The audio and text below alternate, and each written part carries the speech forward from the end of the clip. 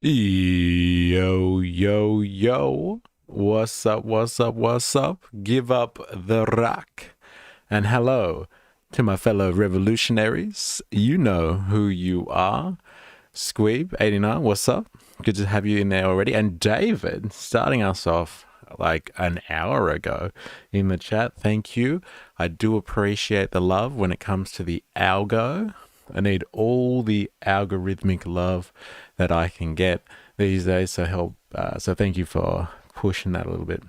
And I'm glad to see that you have got the evening off and reserved for this iconic stream. Now, just give me one moment. I will be right back. I got a technical issue going on here. Give me a second.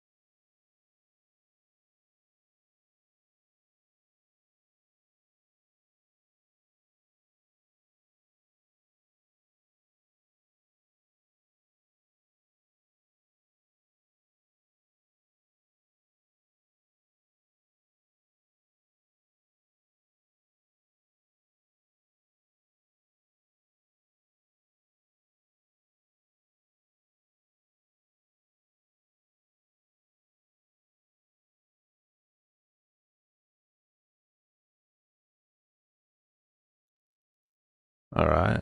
That seems better. There we go. I think that's resolved itself. All right, there we go. The algorithmic salvation. Grab a beer. Just another Manic Monday. How I wish it was Sunday. I know. A time where you're free from the clutches of capital. It's not NBN this time. It's my actual screen. I don't know what was going on there. Far out. Breeding behavior. Algorithmic savior. We're doing the roll call this morning. It's good to see you, Jag. Dilemmas, 85. Lap, Jeff. Brother, how you going? Nice to have you. And yeah, we're going to be going down a rabbit hole today. I guess we're just going to try and understand global politics, geopolitics, and like its latest iterations. And it would seem that we have two heavyweights, two titans of the global scene that have met one another in Alaska, on, I don't know, would you really describe it as neutral territory? No, because if you listen to the liberal establishment, right, and I'm talking about the liberal world order establishment here, liberal with a small L, world order, meaning what it should mean in this case, some type of nefarious world government that really controls affairs and stops independence of sovereign nations. Yes, the liberal world order has been complaining that, Alaska, it's American soil. And, Putin, he is in trouble with the old ICC. There is an arrest warrant out for him. I'm not sure exactly what it is, possibly war crimes. There may be other things on that list. But, they're upset that he was allowed to, come along to America, which houses the UN itself, and not get picked up for his arrest warrant. But whatever. That's why I've claimed it as neutral territory. They've met in Alaska, in that area, that zone between their two enormous land masses. And Putin seems to have been given a very, very warm welcome. The red carpet treatment, that is not a euphemism, ladies and gentlemen. Putin was walking down the red carpet as him and Trump were shaking hands and watching fighter jets or something go overhead. Usual fanfare for these absolute oligarchic titans, right? Only the most opulent behavior for these guys. And we saw it on display with this little meeting. But what the hell was this meeting really about? Like, let's be honest. What was really going on there? Especially if you don't have Zelensky there. Like, hello, it is a war that seems to be happening not only between Russia and the Ukraine, but in the Ukraine. So, like, you really got to ask yourself, what's going on when these two, massive egos come together to shake hands and have a chat? What is really going on there? Especially, like I said, that important party is not privy to these conversations. It seems like Trump, in his usual style, art of the deal. That's right. Trump and the D are back again, and he's trying to figure out global affairs without actually getting the right people involved, which is, I guess, a longer range effort at the art of the deal, let's be honest. I have a lover in the stream chat. Yo, yo, yo, yo, yo. How are you?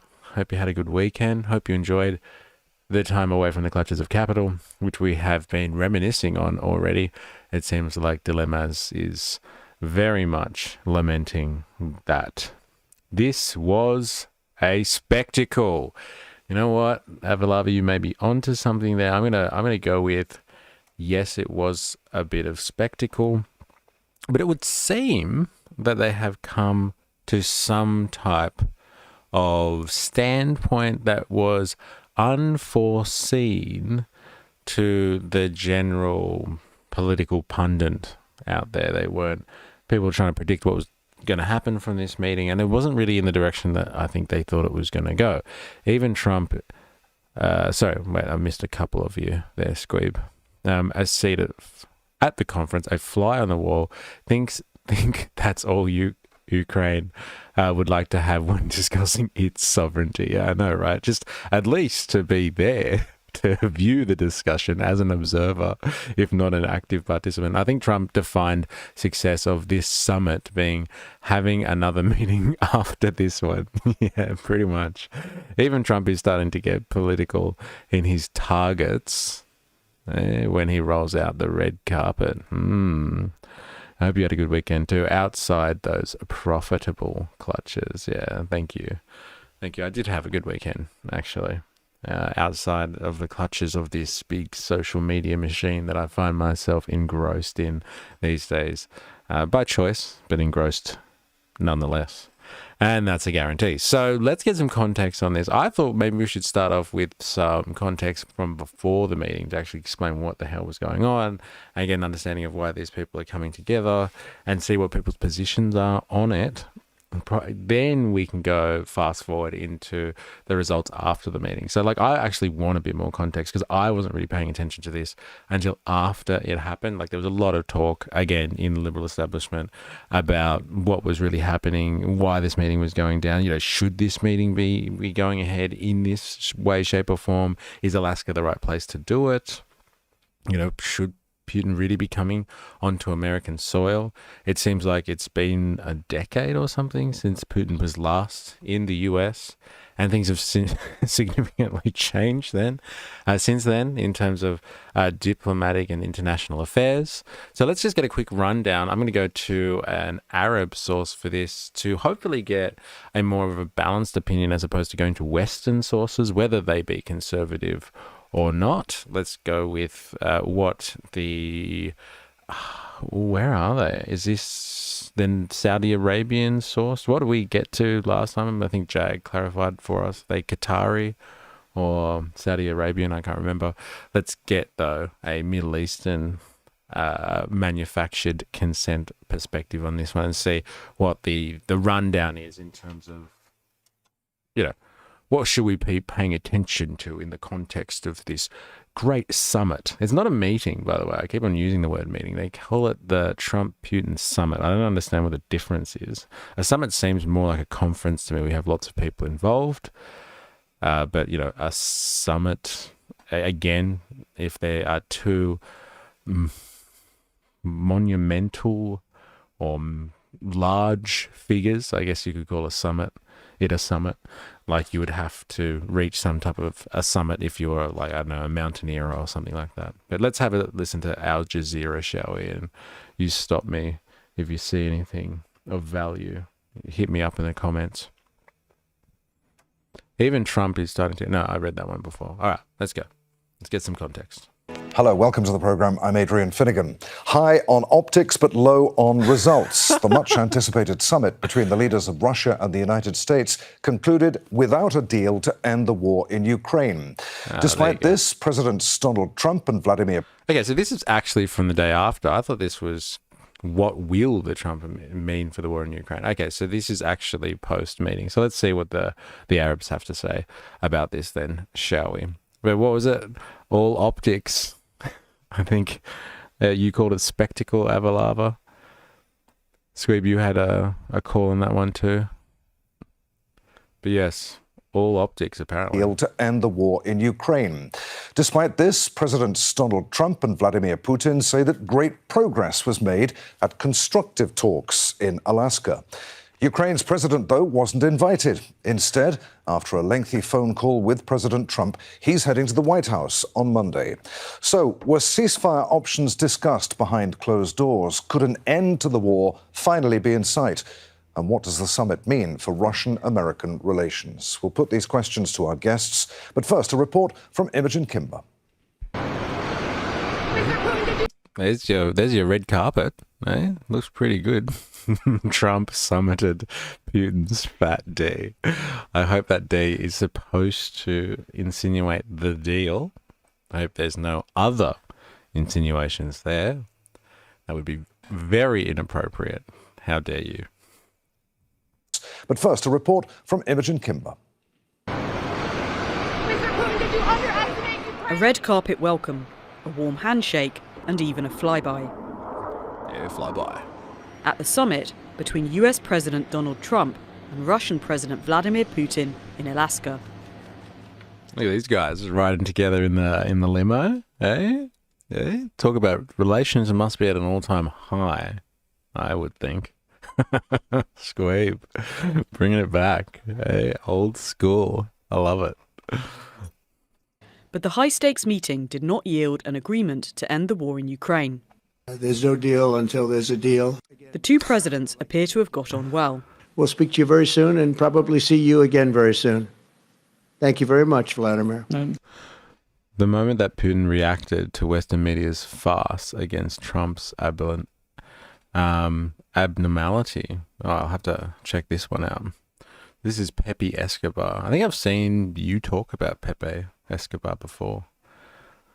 I have to check it out. I'm just looking at the stream chat. If you're wondering what I'm doing, I'm looking at the Discord, looking at the stream chat. So that's where it's at. If you're wondering, if you're interested in getting access to that, just let me know, please. I can be of assistance in that regard. Next time in Moscow. Oh, that's an interesting one. I don't know. I'll get a little heat on that one, but I could see it possibly happening. And while there's no ceasefire agreement, the leaders... Well, he spoke English for Trump just then in front of the press. Eh? Talk about an olive branch, and Trump didn't even accept it. Eh? What a dog. He knocked him down. Ooh, I'll get a bit of heat for that one. You should find a clip of Trump glazing Putin and Vlad. Clears his throat, basically telling him to... Oh, really? Okay. All right, well, I'm going to have to look for that. Unless somebody finds it in the interim, I'd be happy to have a look at it. David's in the house. It sounds like there is a deal, though. All that has to happen is to get Zelensky to agree to it. Not that he has any choice.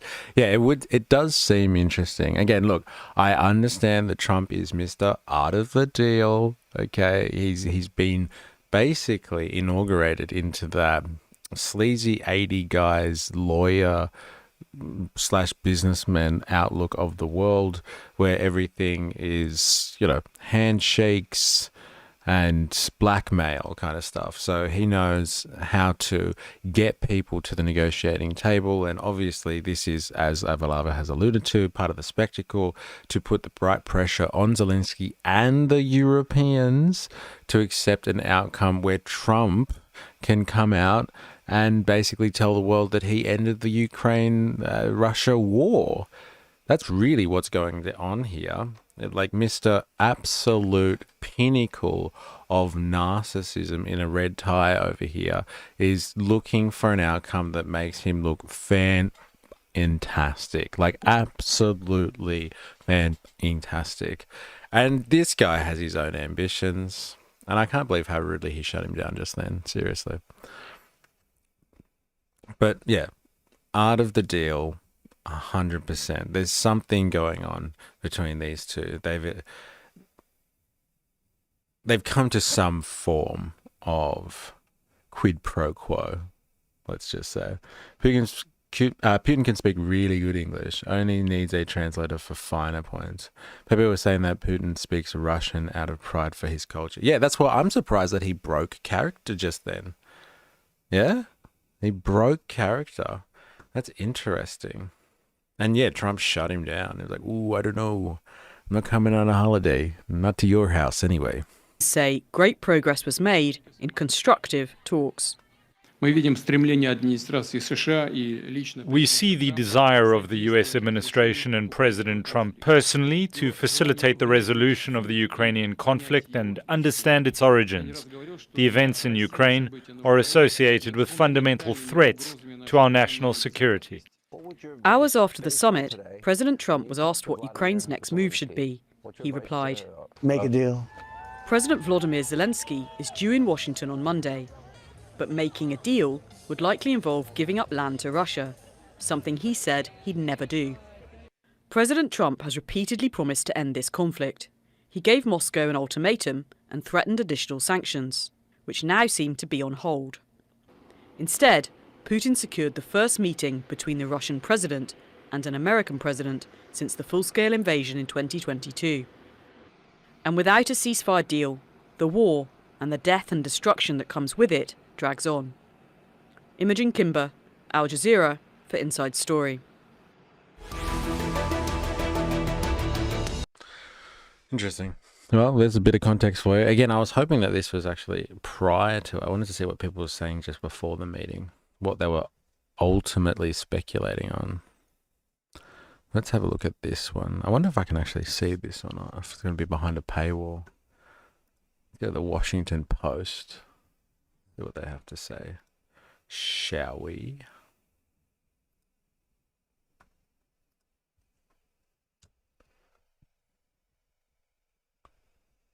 No, not behind a paywall. There we go. Key takeaways. Go away. President Trump dropped his demand for an immediate ceasefire in Ukraine after meeting with Russian President Vladimir Putin. Here are 5 takeaways from Alaska. All right, here we go. Yeah, I guess this is really important. There was no deal. Everybody seems to be like, I don't know, frothing on that one or even surprised at it. I don't know if that's really that surprising, is it? That there was no deal. Like, what did they actually expect to get out of this meeting between two parties? One party, again, the Americans who actually technically aren't in the war. Technically, I know that's obviously not that real to make that assessment, but Tabasco, same shit. Hello, welcome. I shared the clip of the stream chat. Can't be surprised. It's Trump. It's Putin. Yeah.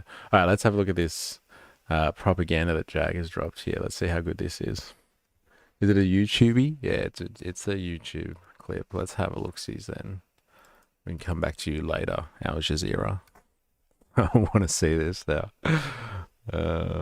In many cases, Putin clears his throat at Trump, and Trump wraps it up so quickly. Ooh, hey, good dog. All right, let's have a look. in many cases, otherwise, other than that, whose faces I get to see all the time in the newspapers, you're almost as famous as the boss, but especially this one right over here. But we had some good meetings over the years, right? Good productive meetings over the years, and we hope to have that in the future. But let's do the most productive one right now. We're going to stop really 5, 6, 7,000, thousands of people a week from being killed, and President Putin wants to see that as much as I do. So, again, Mr. President, I'd like to thank you very much. Well. Hey, what's going on there? Interesting. Yeah, he does babble a bit though, eh? Like anyone would be excused for wanting to cut that off. What was he even talking about? Like, honestly. Seriously. Yeah, we've had many meetings. Lovely guys, great guy. Who's your boss? I'm your boss. No, you're the boss. All right, I'll shut up now. How you going, Voltateur? Welcome. I think that meeting was scheduled for 12 minutes. And how long did it go? Putin spoke for 8, so Trump got 4. and they didn't take questions, which I thought was interesting. Very interesting, if you ask me.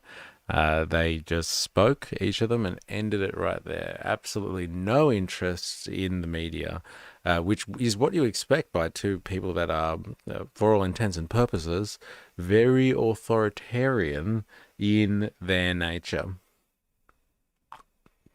Very authoritarian in their nature. And their shtick. They come across as the boss. Trump wouldn't call Mr. President. Trump wouldn't call call Biden, Mr. President. Just saying, yeah, very interesting, isn't it? Very interesting what side of the fence he's sitting on. And this always gets me. And maybe some of the Americans that are listening to this are going to have to clarify this for me. Call me old school. But since World War II, I thought, if not just communists generally, was a massive dog whistle for, I guess, the American mainstream, or Americans in a political sense, but at least Russians, if nothing else. They were always public enemy number one. And do the MAGA people, or the people that kind of, I don't know, idolize Trump, do they not feel a strange conflict, some cognitive dissonance when they see him, I don't know how to say this nicely, but sucking up to Putin so bad and saying things like how much he loves Russia and how good they are and all this sort of stuff. The Russians were the evil guys in Hollywood movies for so long. The American psyche, if not the entire Western psyche, and people that at least speak English from a Western sense, have been completely brainwashed to think, Russians evil. And here you have Mr. Trump, who runs on that similar vein of brainwashing and indoctrination that has happened thanks to the American appeal and American exceptionalism. Don't people feel a bit weird that Trump is so enamored by the Russians or by Putin? Aren't people a little bit worried about that and the optics of that? Or is Trump just so good at controlling the conversation that when he says, look, Putin's a great guy, then Americans feel comfortable with that, or at least the MAGA base and stuff, they feel comfortable with that. That's always perplexed me. How, yes, they have been for a very long time public enemy number one, because they're associated with, yes, evil communism, which is anti-American, very anti-American, censored for what I think. All right, fair enough. Well. Have you at least? MAGA loves Russia. But that doesn't make sense from a historical perspective. It doesn't make sense. I thought they would have been, conditioned to really just think that Russia is almost anti-Americanism, if you know what I mean. And I just don't get this situation here, how they can be tricked so easily into forgetting very recent modern history too. It's not like it was that long ago. But whatever. I just don't understand the phenomenon. I don't understand how easily they can just flip scripts and people can be so bipolar about this stuff. Just completely. Whew. Whatever. Well, from a historical stance, they also shouldn't be glorifying Nazis, right? Well, yeah, I guess. like in terms of associating that Nazis call with the other side, the blue and yellow side of that equation there? Because I know they're down with their Nazis. They're definitely down with their Nazis, those guys. My God. That's like the one thing that's really putting the Europeans off. They know the more that they support the Ukraine, the more that they're arming like pretty hardcore right-wing, if not just blatantly neo-Nazi paramilitary groups to fight against Russia. But, you know, they're going to get some great experience, and they're going to get some hardcore equipment as well from the Europeans, and like big American spending, you know, billions and billions of dollars spending on this war. But hey, arming Nazis is actually a very American thing to do as well, depending on, again, who's doing it, I guess. But yeah, very interesting. Putin gives a signal and Trump says, "You got it, boss." I wonder if there's any funny comments on that. There's one comment. Trump is so scared of Putin. See, like, doesn't that sort of stuff like throw off the MAGA movement, that their supreme leader, God Emperor Trump, is actually, you know, potentially too enamored by the Russians and is willing to be number two? They used to love to claim how they won 2 world wars and saved Europe from them. Yeah, fair enough. It's a complex world, man. It's a very complex world, that's for sure. All right, let's get a different analysis going on this one. Let's go for the Germans, actually. Let's see what the Germans have to say about this. So this is DW, if you've come across these U.S. Special Envoy Steve media outlet before. Pretty sure they're German. DW News. Let's have a look at what they think. Is Putin agrees to US and EU security guarantees for Ukraine, and says the US Special Envoy. Let's have a look at what the Germans' take on this one is. U.S. Special Envoy Steve Witkoff said that Vladimir Putin had made the concession at the Alaska summit to allow the U.S. and European allies to provide Ukraine security guarantees. He said it was the first time Russia had agreed to that, describing it as a game changer. He added that Moscow said it would pass into law a commitment not to take more Ukrainian territory. We're now joined by our Washington correspondent, Benjamin Alvarez-Gruber. Benjamin, what details are known about the security guarantees that could be on the table? Could be on the table, indeed. That's an important part there. Special Envoy Steve Witkoff called them game-changing. We're still waiting on clarity what the security guarantees would actually look like. He said that the U.S. was able to win that concession. Of course, high-level ranking U.S. officials are under pressure to present the results from this meeting between Donald Trump and Vladimir Putin in Alaska. Witkoff called in Article 5 like a protection, the real reason why Ukraine wants to be in NATO, something Russian President Putin has repeatedly rejected.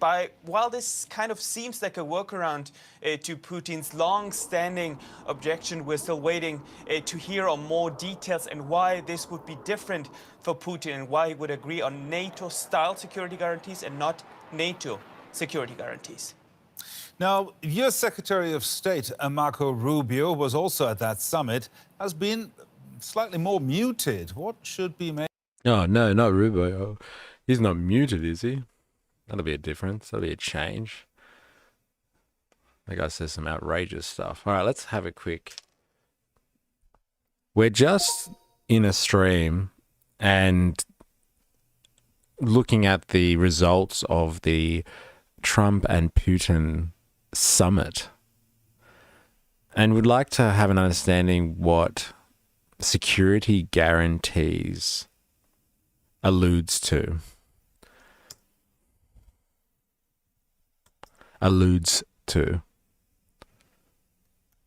It would seem that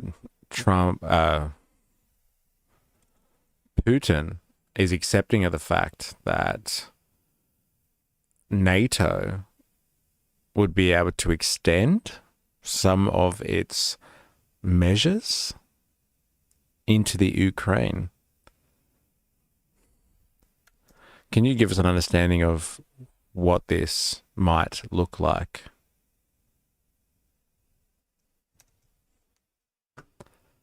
I'm actually quite surprised at that one, I must admit. I didn't think Russia wanted anything to do with NATO moving closer to their borders. I'm really actually surprised at that. I don't believe that. I don't believe that for a goddamn second. This is all optics. The other guest on this stream, Mark Sloboda, mentioned that it looks like Trump is a little boy meeting his idol. Yeah, well, there's a lot to idolize, isn't there? So he's got an oligarchic situation going on in Russia, and he's the big dog, and everyone can come and get fat at the oligarchic round table, or long table. It's not a round table, as long as they listen to Putin, and whatever Putin says goes. And if they don't listen, they're gone. There's a lot to love there. Oh, Jerry Poppins is in the house. I think we all know how the Germans really feel. In there. Straight away. Doesn't say hi. Passes go. Doesn't collect $200. Straight into stabbing the Germans. Good on you, Jerry. It's nice to see you. Welcome to the stream. What was the deal with Trump offering Alaskan natural resources as part of the deal? Ooh, that's interesting. I think that would assume you trust anything Putin says. When you get to the highest levels, it's the same world it was thousands of years ago. The rich writing over resources. Estonia is a big player in why Putin is changing his tune. The border doesn't seem so free and safe for the Russians these days. Interesting. Look at all the geopolitical analysis going on in the chat at the moment. Everyone's got an opinion on this. There's so much speculation on this one. What's going to happen next? Talks about security guarantees. They're usually referring to legally binding commitments that would set limits on NATO's presence and military activity near Russia's borders, especially Ukraine. In the context of the Ukraine-NATO security guarantees can mean a few different things depending on how the parties are willing to go. NATO membership question. For years, Russia has demanded a formal guarantee that Ukraine will never join NATO. That's what I thought. The West has so far resisted making such a blanket promise, but sometimes language is floated about a moratorium or neutrality arrangement. Limits on NATO deployed in Ukraine, guarantees could involve NATO pledging not to deploy permanent bases, offensive weapons. But that's not the impression that I got. I got the impression that he was actually down with them. Europe welcomes US security guarantee.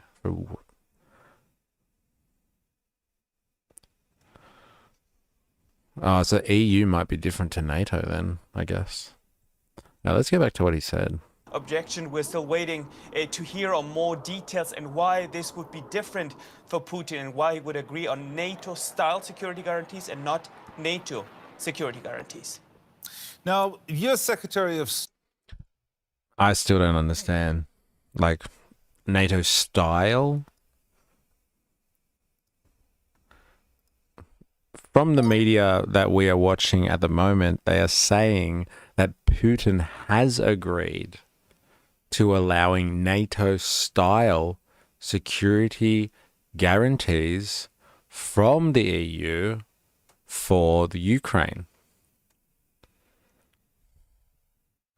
What could this potentially look like, and why would Putin allow this measure when he typically or historically has not wanted NATO anywhere closer to Russia than it is currently?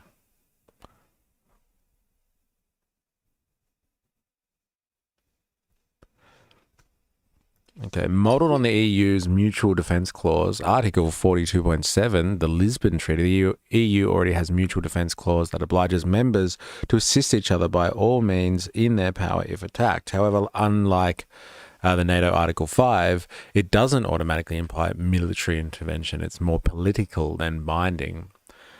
And individual states decide their level of support, security partnership or compact. So what I understand is when it comes to NATO, right, if you're part of this North Atlantic treaty kind of thing, so that's, Canada, America, and basically everyone on continental Europe, apart from the old Soviet states, I guess you would say, or most of them anyway. There's this Article 5 section in NATO, and yeah, if one's attacked, we're all attacked. If we're all in for, for all money, and they all defend each other and, back each other up, which is interesting because, if you look at like America, for instance, they've been basically at war since the end of World War II in one way or another on multiple circumstances, and you haven't had the whole of kind of Europe or the whole of the Atlantic, the North Atlantic, coming in on every single conflict. So I guess they kind of pick and choose politically when they want to get involved with stuff. But it would seem the EU has a mutual defense clause, so maybe that's a potential of it. Security partnership or compact. Ukraine could be given an EU negotiated package of guarantees, long-term arms supplies, intelligence sharing, training, funding of defense industry, and perhaps joint EU missions. See, I think this works beautifully for Putin, to be honest, because if the Americans pull out of NATO, which Trump is threatening to do, the Europeans are not ready for like an actual war, I guess, with the Russians, right? They're not ready. And so if they come, if he allows them to, or he's happy to agree to them having EU security guarantees for the Ukraine, like they're going to do that anyway. It's in Europe's interests to make sure that the war in the Ukraine goes in their favor and not in Russia's favor, because every time there's a development that pushes closer or more and more westward, then the Europeans are screwed. They don't have the wherewithal, I don't think, at this current point in time, because they have largely demilitarized over the last 30 or 40 years. They don't have the wherewithal to basically deal with Russia on their lonesome.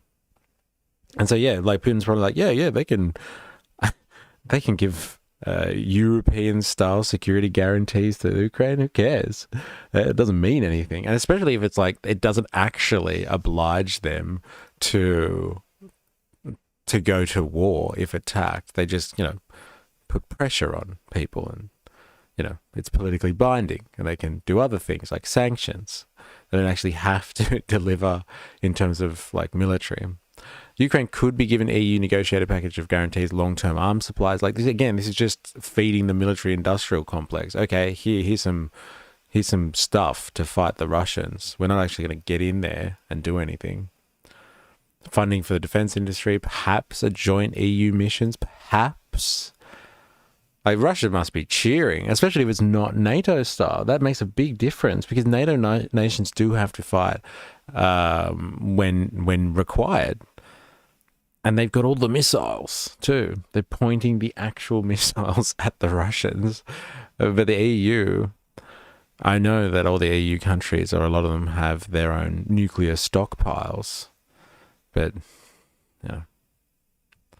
interesting. Conditional guarantees. The EU could frame guarantees around sovereignty, economic aid, and reconstruction, rather than basing NATO forces on Ukrainian soil. Again, they would love that, I reckon, the Russians. Guarantees might be limited to defensive aid, so air defense, anti-missile systems, rather than offensive strike systems. Structured but non-NATO security framework. Instead of NATO expansion, Ukraine would deepen ties with the EU's common security and defense policy, possibly EU-led peacekeeping or monitoring missions, defense pacts with key EU members, France, Germany, Poland, but without the NATO command structure. Again, so this is, Trump would love this, because there's absolutely no commitment from the Americans. NATO's just like, yeah, whatever. You Europeans, you can take it. You go. On you. You decide what to do next. On you. So I think Putin and Trump would love would have loved that little measure. That would have really, really been like beautiful for both of those. EU does not equal NATO in military terms. The EU is primarily a political economic union. Its military capacity is fragmented and not as threatening as NATO's unified command under US leadership. Accepting EU involvement allows Putin to say Ukraine gets guarantees, but NATO is still kept out. He just doesn't want NATO. Yeah, I think this really works well for good old Putin. No wonder why, because I've seen some headlines and they're just like, Trump has been absolutely, what's the word? Played. Has been absolutely played by this meeting. He comes out looking like an absolute fool, and Putin's walking away with everything that he wants from this meeting. No NATO threat. Little bit of concessions for Europe here and there, and he gets the territories that he's kind of lost a lot of lives trying to maintain and, trying to get and maintain. So like the optics from back home would be, hey, people didn't die for nothing. We got these territories now. The decision is, what do you want to do next? Putin can present it domestically as having blocked NATO membership. There you go, while conceding something softer. This could be useful in the negotiations if he wants to pause or freeze the conflict without appearing to have lost. The dilemmas. Vietnam, I'm not sure if I know what that word is. Was, or maybe it's just a bit of a typo. Vietnam was technically a police action, not a war. The mental gymnastics are astounding. Yeah, there you go. That is astounding. Oh, by the way, this link is timestamped for the moment when Putin reacted to a Western media reporter screaming at him. Oh, sorry. Let's have a look. I didn't realize. You've timestamped something as well.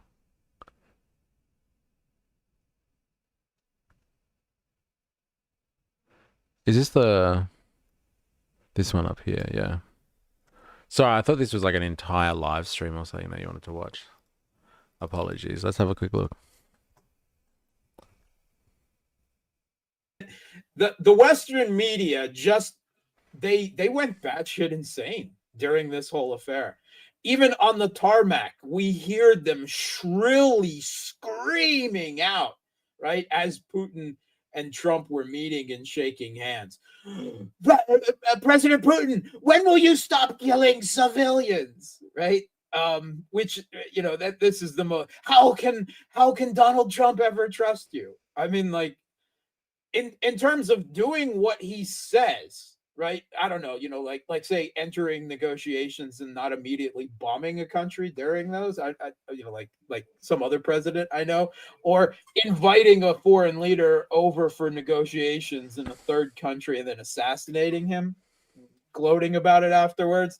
I mean, are these people for real? I mean, they are utterly. I've long understood that they are utterly incapable of understanding or perceiving their own hypocrisy. They live in a completely a world where they are absolutely incapable of critical self-reflection to the minutest degree. And let's play this, Mark, if we can, because I want to show this moment and exactly what you're referencing with the Western media. Comedy. Western media literally going bat crazy over Putin just being. It's the same woman yelling too. That was so everyone needs to look at this. Thank you, press. Thank you, press. Thank you, press. Thank you, press. Let's go. Thank you, press. Thank you, press. Thank you, press. Let's go. Come on, guys. Come on, guys. Let's go. Let's go. Thank you, press. Let's go. Thank you, press. Thank you, press. I mean, this space. What was just going on just then?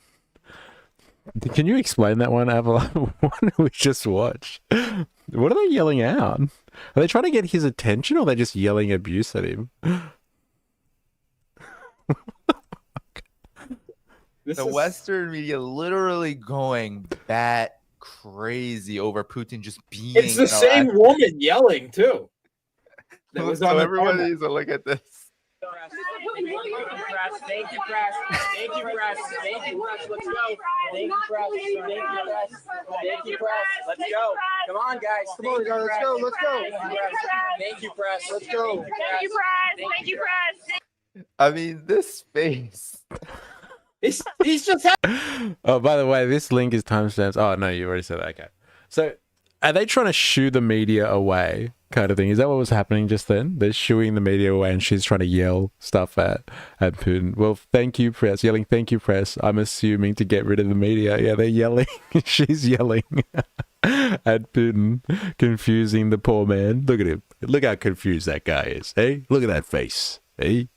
Oh, poor guy. Getting yelled at in English.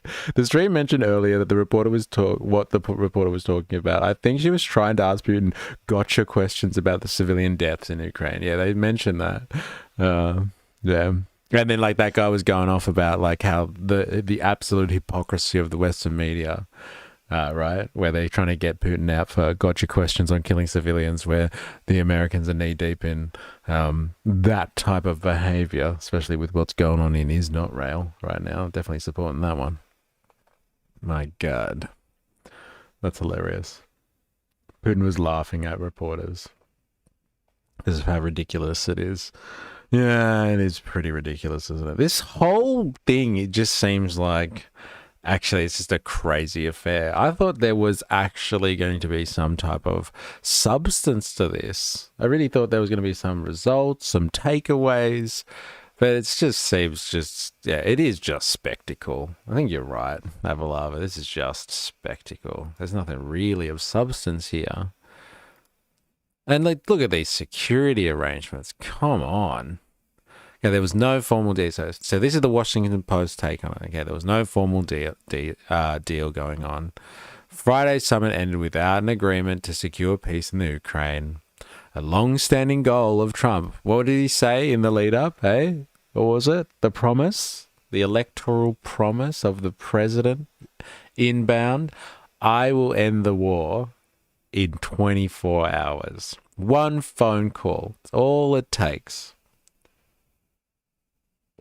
Here we are in August. It's been a while. It's been about 9 months almost. No, that's not right. He started in end of January, right? Yeah, it was the end of January. All right, fine. It's been like 7 months.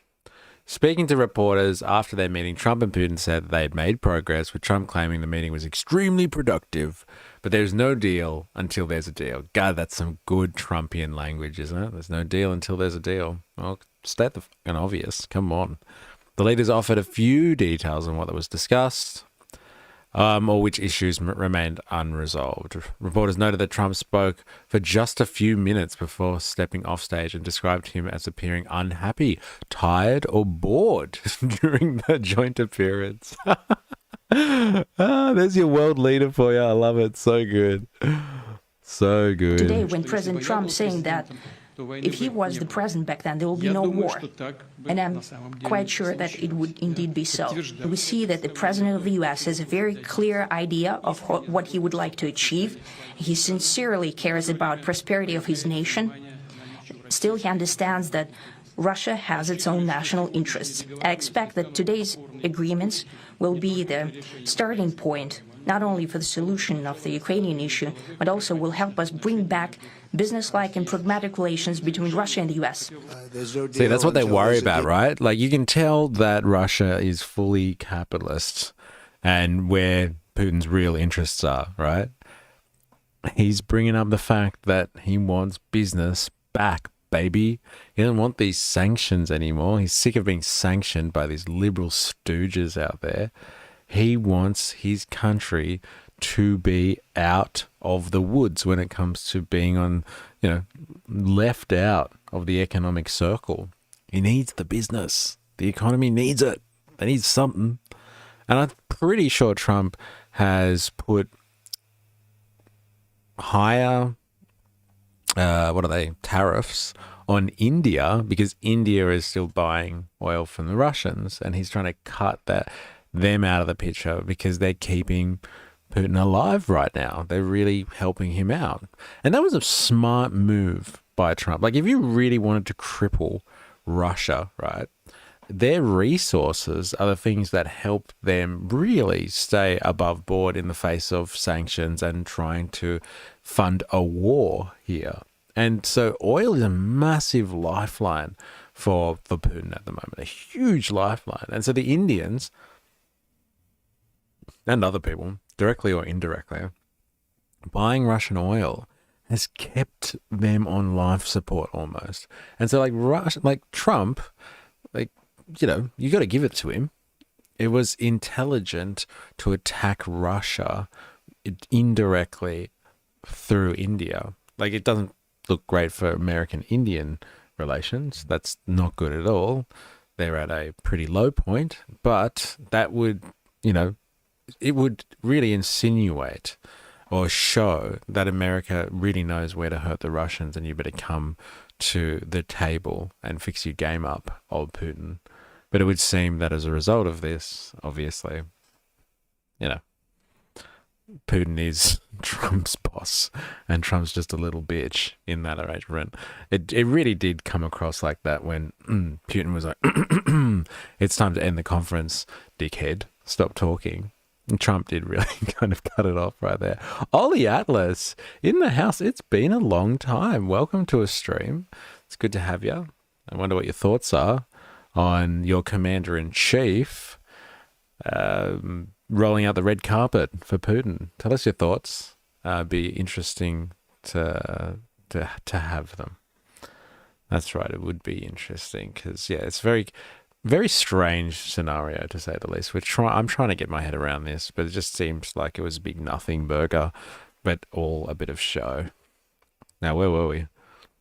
Yeah, talking about Russia wants back in on the economic situation. They need a hand. They need a break. There's no deal until there's a deal. I will call up NATO in a little while. I will call up the various people that I think are appropriate, and I'll, of course, call up President Zelensky and tell him about today's meeting. It's ultimately up to them, but we had an extremely productive meeting, and many points were agreed to.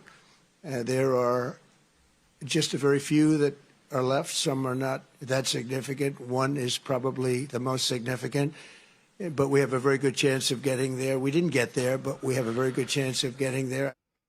We didn't get there, but we're very good. You know, you and I used to do an interview. Great language.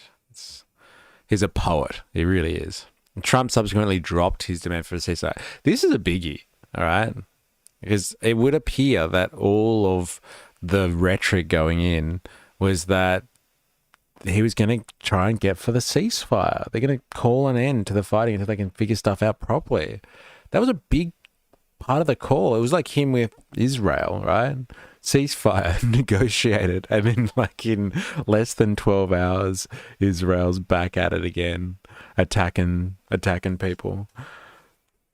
And Trump was pissed off about that. He's learned a big lesson.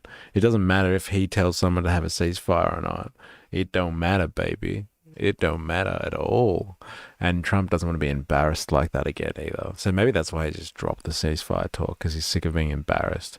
Trump has expressed before respect for Putin, Xi Jinping, and Kim Jong-un, yet people still side with Trump. It's incredible, isn't it? I was asking before all the others because I needed some type of real American opinion on this one. Like, how the hell do the Trump supporters out there, the American base that is really behind what Trump does, reconcile the deep hatred that Americans have developed through popular culture and just general history for the Russians, especially because of the fact that they're, you know, associated with evil communism? How do they reconcile that with like Trump's love for the Russians? It's an incredible level of contortion that these people are able to, you know, kind of twist themselves to fit into this narrative that like Russia good now, Russia great.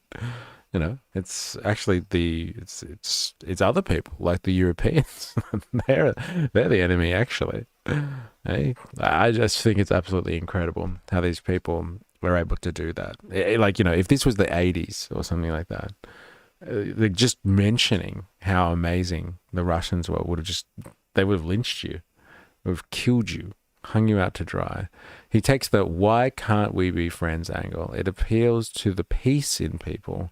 Yes, the same people that are, so peaceful when it comes to tearing families apart and getting rid of aliens out of their country. Yeah, and the same people that, want to basically ethnically cleanse Gaza, right? These same peace-minded people. Family first, lad. Family first. And they're all in evangelicals too. Eh? It takes your family first angle to another level. But they're hardcore Christians too. Very Christian of them. Our family. Yeah, all right. There's only one family that matters. You're either in it or you're not. Anyway, yeah, the ceasefire thing's a big deal, I think. I believe. Just my humble opinion. So much for the ceasefire.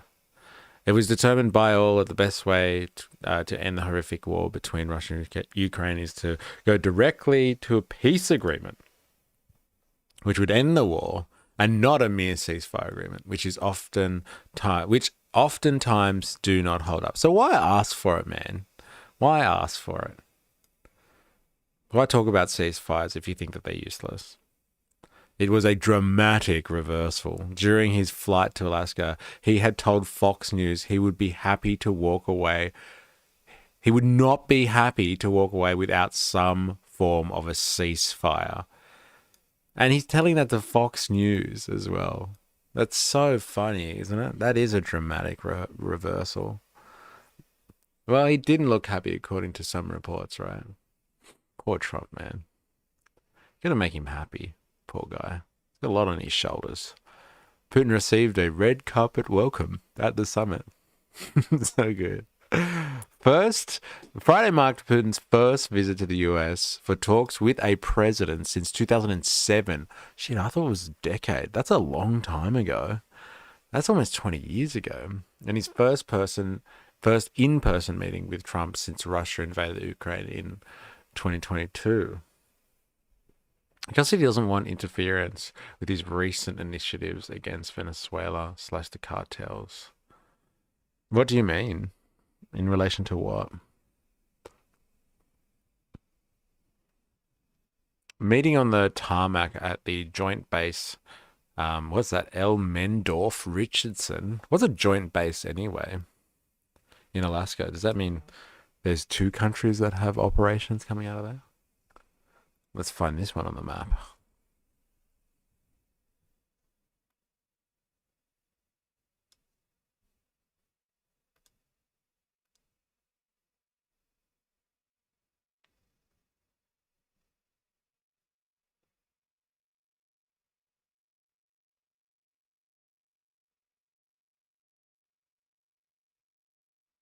Huh. They won't find it? That's hilarious.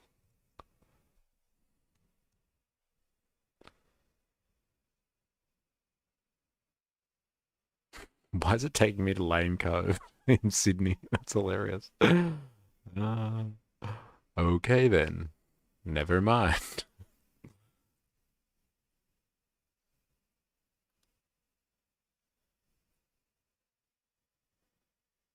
Location, Alaska. Thank you. Oh, we're just going to do this old school, shall we?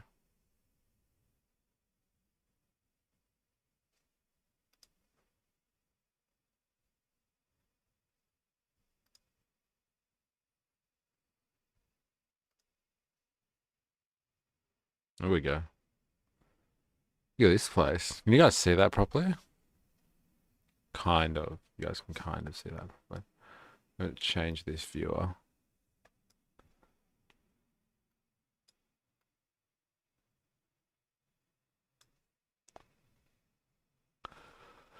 Anyone been to Alaska? Anchorage. There we go. A populous place. All right. Heaps of development.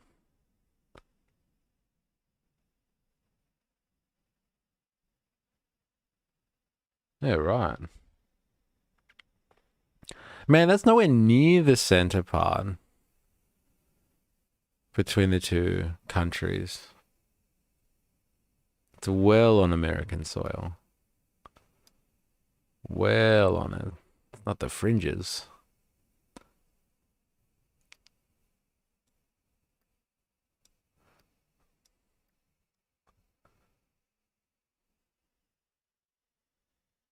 Paradise Cuts. All right. Right near a barber. And the fitness center. All right. I keep getting CC trying to explain it. I have a 20-minute link if you wish. Yeah, why not? I don't mind. If you can tell us where to go for the good stuff, then that'd be much appreciated. Dilemmas. Rambo taught me a healthy distrust of the Russians and the Mujahideen are good guys. The propaganda has not aged well. That's hilarious. Joint base is where they roll the doobs. Yeah, I wonder what a joint base means in this context. Many reps have moved to Russia because they like Putin and Russian politics. There you go. And Russian policy. I'm getting CC'd. Our current tariff on India is 25%. Ah, okay. I thought they put a higher tariff than that on. There are many tariff exemptions, including pharmaceuticals, electronics, and crude oil. Whoa, whoa, whoa. Yes. That's very interesting. Very interesting. Well, yeah, I thought they'd hit them up higher, the Indians. Did Sarah Palin see the meeting from her house? Yeah, that's the only person that I know from Alaska. Sarah Palin. That's funny. Okay. And what is a joint base anyway? It offered me a military installation, a merger of the Air Force Base and Fort Richardson, strategic base for air power projection, and supports various military operations. Oh, that's why it's joint. It's joint between air and the military. Right. All right, that makes a bit of sense then. Putin walked the red carpet towards Trump, who clapped, shook Putin's hand warmly, and patted his arm. I love the recount. So good. Okay.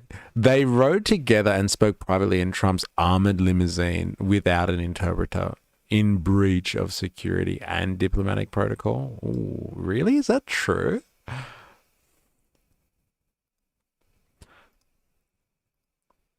I'm just reading an article from the Washington Post, and I quote the following excerpt.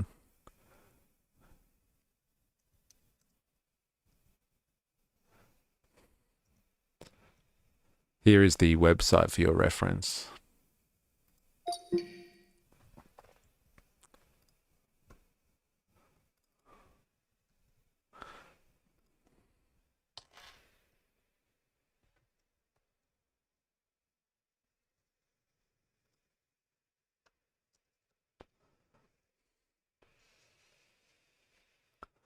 Can you explain what they mean by this allegation that Trump and Putin were in the limousine together without an interpreter, and that this is a breach of security and diplomatic protocol? All right, bets on. Come on, anyone in the chat. Why the hell were Trump and Putin in the limousine together without an interpreter? Eh? What were they speaking about? Maybe they were discussing the Epstein files. Maybe they're going to take a ride to Epstein Island. They're going to go to the Virgin Islands after their trip to Alaska. What were they speaking about? I wonder. Lack of interpreters. In high-stakes diplomacy, meetings between leaders who don't share a common language are always conducted with interpreters present. Eliminating interpreters compromises both clarity and transparency. Security risk. Without interpreters, there's no official record of what was said, raising concerns about gaps, misunderstandings, or misrepresentation. Diplomatic conventions. Most governments require their own interpreters to ensure accuracy and protect sensitive discussions. A Kremlin-only or no interpreter undermines that safeguard. Shared closed vehicle. Riding together in an armoured vehicle, isolated from aids and communication support, provides a setting where conversations are entirely private. That violates the norm of leadership, transparency, and oversight. It's especially odd when tensions are high, as with a meeting between geopolitical adversaries, making the presence of personnel and advisors an essential normative shield. In diplomacy, armoured vehicles typically serve both transport and secure communication. Having no team present means communications are uncontrolled and unmonitored. Yeah, whatever. That sounds pretty normal. This isn't merely a procedural quibble. The optics of the moment are significant. Observers noted how unusual it is for the two heads of state, particularly from rival powers, to confer so privately without any intermediaries. This reinforces criticisms of unorthodox or lax practices by Trump in handling foreign relations and national security details. Like having a group chat and deciding who you're going to bomb next. Eh? And what was that done on Signal or something like that? That's pretty funny. Jerry Poppins, I sent it. It's quite fun. I'll check it out. Thank you very much. On what platform did you send it on, by the way? On Discord? Just about to say some files. Talking about women, of course. Yeah, you reckon? They were just talking about chicks. Some videos Russia apparently has on Chumpster. Yeah, maybe. They were discussing who looks better barebacking a horse while shirtless. That's hilarious. On Messenger. Okay. I'll have to check it out.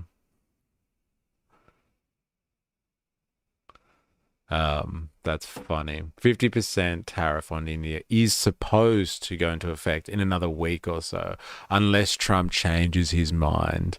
Isn't that just like the long and the short of this tariff policy? Like, he was supposed to be hitting the Chinese up pretty hard. Like, what, 2 weeks ago now? Like when everyone else got the re-established tariffs. And he gave the Chinese another pass. So yeah, the tariff stuff is just all over it. And it really does depend on whether or not he changes his mind. Okay, so there's just pressure on the Indians at the moment. Interesting. Thank you for fact-checking, David. I appreciate it. Context reactions. Past instances. Trump once allegedly used a Russian interpreter rather than a US one, and even confiscated an interpreter's notes, which raised concerns about accuracy and record keeping. That's hilarious. Steve Witkoff, Trump's informal envoy, also reportedly met Putin without a US interpreter, relying instead on Kremlin-supplied ones, raising... See, this is what Putin does. He's ex-KGB.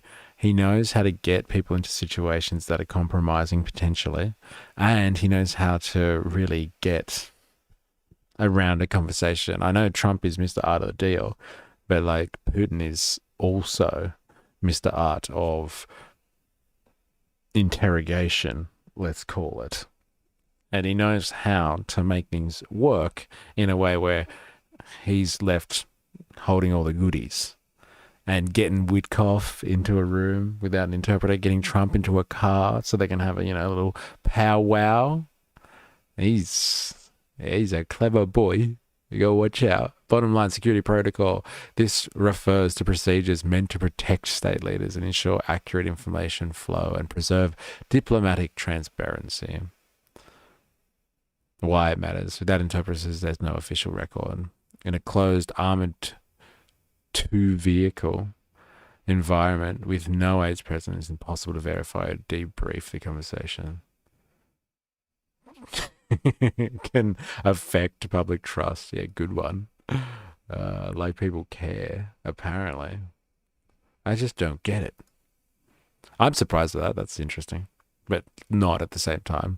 He is pretty relaxed when it comes to typical procedures. Here's President Putin shouts back at the media ahead of a discussion with President Donald Trump. Get out of here. Thank you, media. Go away. While Putin appeared uncomfortable at journalists shouting questions at him during the summit, frowning and making faces at them, Russian media portrayed the overall meeting as a massive victory for Putin. All the attempts to paint Russia as an international pariah were destroyed in one moment, in the moment when Trump shook Putin's hand, a Russian state TV commentator said at one point. Yeah, it's all about spectacle, right? Putin's getting some wins on the board back home. The Russians are back in on the world game. They're part of the world order again. Here we go. The joint press appearance, where they took no questions, also gave Putin the chance to repeat his long-standing talking points about the importance of addressing the root causes of the war, the term Russia uses when describing its desire to demilitarize the Ukraine and block its entry to NATO. Both Trump and Putin signaled that they were ready to meet again, with Trump wrapping up his press appearance by saying he would see each other soon, and Putin quipping next time in Moscow. Ooh, hey, what happens in Moscow, baby? No sanctions were announced against Russia. In July, Trump threatened tariffs on Russia if the war did not stop within 50 days. And on Wednesday, he warned there would be very severe consequences if Putin didn't agree to stop his war against the Ukraine after their meeting, without specifying what that would be. However, Russian officials had been optimistic ahead of the Alaska summit, with Russian Foreign Minister Sergei Lavrov telling reporters that he had expected that the US would lift some sanctions after the meeting. Putin also brought several business leaders with him to the meeting, something Trump noted while saying they're not doing business until we get the war settled. Interesting. Ultimately, the US did not lift any pre-existing sanctions following the meeting. It also didn't immediately announce any new ones, despite the lack of an agreement from Russia. So I think that's pretty important, because he could have just lifted them, right? Shakes fist at kid on the street. Yeah, I know, it's a bit like that. The yelling back, clapping back at the media who aren't supposed to ask questions anyway and get hustled out of the room. Zelensky heads to Washington on Monday. Yeah, this is interesting, right? What's Zelensky going to do about all of this? After the phone conversation with Trump and European leaders, Zelensky said that he would be meeting in Trump with Washington on Monday. He said he had told Trump sanctions must be strengthened if there is no trilateral meeting. Zelensky just wants in on the club. That's why I put him in the thumbnail. The poor guy, the poor kid, he's just been cut out of the picture time and time again. And people speak on his behalf. Remember when he was in the White House that time and Trump and Vance were going after him? Fuck, that was painful. Just from like a diplomatic perspective. It's hard to see them talking to him like he was a child. You have not thanked the president. When have you ever said thank you? Trump has previously expressed support for a meeting involving Russia, US, and Ukrainian officials, although a Putin aide has said that this was not discussed in Alaska. There you go. European leaders who thought Trump agreed with them on the need for a ceasefire first reiterated their support for Ukraine on Saturday, saying that they were ready to support a trilateral summit. European leaders have been invited to join Zelensky and Trump in the White House on Monday, but so far they're hesitant about the meeting. Two European diplomats said, yeah, if I was Zelensky, I wouldn't want to walk into like the White House again after that very shameful meeting that they had. It was pretty hard to watch. We are clear that Trump also told European leaders Saturday that the US would consider providing security guarantees for Ukraine in a deal, though the details were not mapped out according to the diplomats. We are clear that the Ukraine must have ironclad security guarantees to effectively defend its sovereignty and territorial integrity. We welcome President Trump's statement that the US is prepared to give security guarantees. The statement is from the leaders of the European Union, France, Germany, Italy, Britain, Poland, and Finland said. That statement did not mention the earlier position that a ceasefire should come before a peace deal. It seems like they're walking away from a lot of stuff here. All right, let's have a look at what they're talking about here. I actually want to see what the Europeans have said. post this meeting and before they go over to the White House for tea and bickies. To protect both. Now let's do this. You're next to me. Thank you so much. Voilà. You're next to me. Thank you so much. Voilà. That was weird. What happened then? Good afternoon and welcome to the Commission's press room. We are here with the President of the European Commission, Ursula von der Leyen, and the President of Ukraine, Volodymyr Zelensky, for a press point following their bilateral meeting. What's her name? Von der Leyen? Von der Leyen? God, she said that fast, didn't she? I didn't even catch that. We are here with the President of the European Commission, Ursula von der Leyen, and the President of Ukraine, Volodymyr Zelensky, for a press point following their bilateral meeting. Yes. President. Thank you very much, Mr. President, dear Volodymyr. What a pleasure to welcome you back to Brussels. I'm very pleased to be here with you today for our bilateral meeting that we just had, but also that. Pretty sure the EU wants to be part of any deal too. Apparently giving up land will be bad news for Poland. Yeah, you can imagine, right? Because Poland's next on the chopping block if the Russians get what they want. Or if they take Ukraine and all this falls through. Yeah, the EU's not going to like that. Poland's not going to like that. Right? Poland's arming up. They're ready. They're ready to fight. They haven't forgotten World War II. And they haven't forgotten what happened, being sandwiched between Germans and Russians, and they're not going to go down without a fight. Ukraine was being invaded and lost most of its territory, and America barely helped out of fear of being nuked, while Ukraine friends in Europe, like Germany, helped without fear. Yeah. Well, let's see what the Europeans have to say about all of this stuff, right? Because so far, it's a very strange situation, but, out of the deal kind of stuff. Trump's playing his hand. He's going to meet with the bad boy first, and he's going to talk about stuff that suits him. Then he'll meet with the players that he really should be meeting with, and he can use that all in part of his negotiation ensemble. This is how he puts it all together. You could actually say it's quite clever, really, how he's playing this one out, whether you like it or you don't. And the VTC that we will have in the coalition of the willing. And of course, I'm very glad that I'm able to accompany you and other European leaders for the meeting tomorrow that we do have with the US President in the White House. Fear of being nuked is a pretty good reason to nope out of a conflict. Nope. Nope. That's hilarious. And of course, I'm very glad that I'm able to accompany you and other European leaders for the meeting tomorrow that we do have with the US President in the White House. Since the beginning of Russia's brutal invasion, Europe has been at Ukraine's side, united, and we will support you for as long as it takes, for just and lasting peace. And this peace must be achieved through strength. Let me touch upon the main points. First, we must have strong security guarantees to protect both Ukraine and Europe's vital security interests.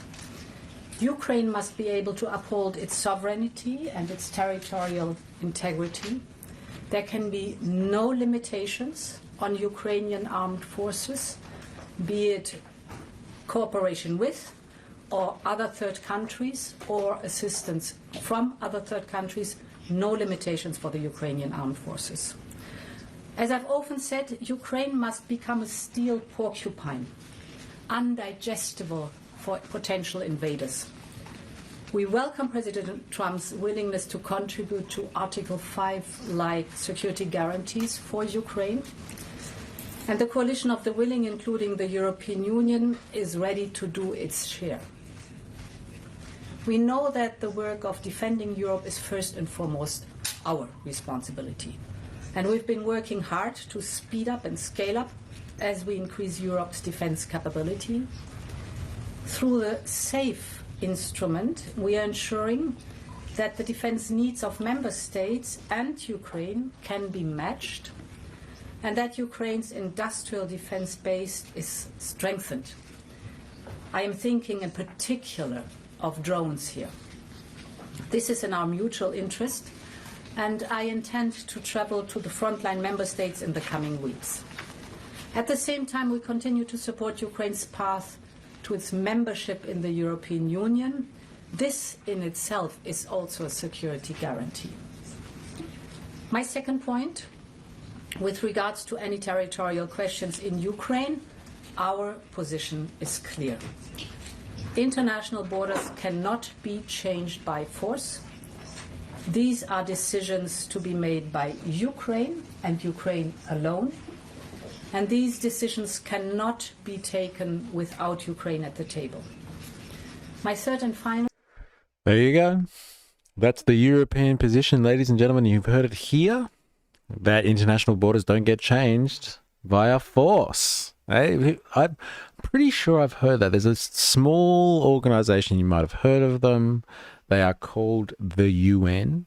Don't know if you're across them or not. But they have similar views on this topic. They do believe that disputes of this nature, or any nature when it comes to geographical boundaries, should not be fought at the end of a gun barrel. They should be decided through diplomacy, I'm pretty sure.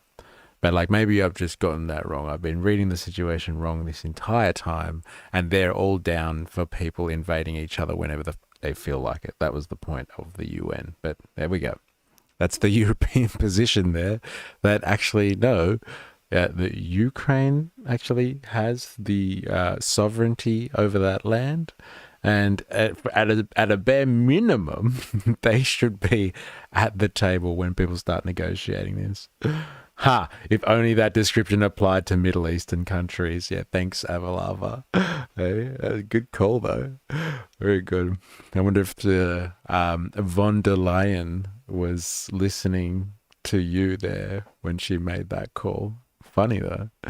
We'll send arms to Ukraine, but no boots on the ground. Compare that to is not rail, where the US would almost out boots on the ground, I reckon. Yeah, I know. They just, they're so close. And they've got their part of their fleet there anyway, ready to go if necessary. America isn't as military intelligent as it often claims to be in this day and age, sadly enough. Well, that is actually sad when it comes to like geopolitical military intelligence. Yes, and making the right decisions on the big 3D chessboard.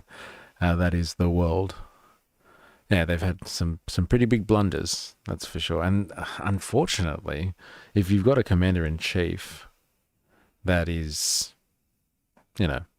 susceptible to manipulation by other world leaders, potentially anyway, that's the optics of it coming out of the current meeting, then that doesn't help with your military intelligence or your strategy anyway. I'm sure they've got a lot of intelligence, whether they choose to use it or not. Ollie Atlas, that's always a defining feature, isn't it? Had history through or though Ollie, so is de facto something G people. Are you speaking English there, Squeeb, or is that a typo? Because I'm not following you. I'm sorry. I'm not sure what you're saying. Both sides are willing to fight to the last man. Neither will accept it. Don't forget, Ad Mystery, there are valid enemies. What do you mean valid? In terms of, in relation to the Middle East, or are you talking about Russia? Because that Washington Post article described Russia as, what was it? An adversary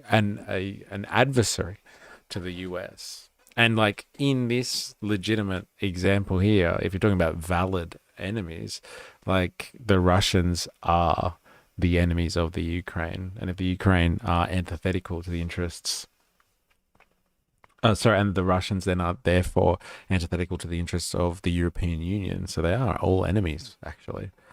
That's what you mean by valid enemies. I think they are valid enemies, actually. All right, I will get back to the Europeans. Point. As long as the bloodshed in Ukraine continues, Europe will maintain diplomatic and in particular economic pressure on Russia. We will continue to strengthen sanctions. We have adopted 18 packages so far, and we are advancing preparation for the 19th. This package will be forthcoming in early September. We know that sanctions are effective. We have already put Russia's immobilized assets to work for the benefit of Ukraine, and we will continue. Like, in what way? What does that mean?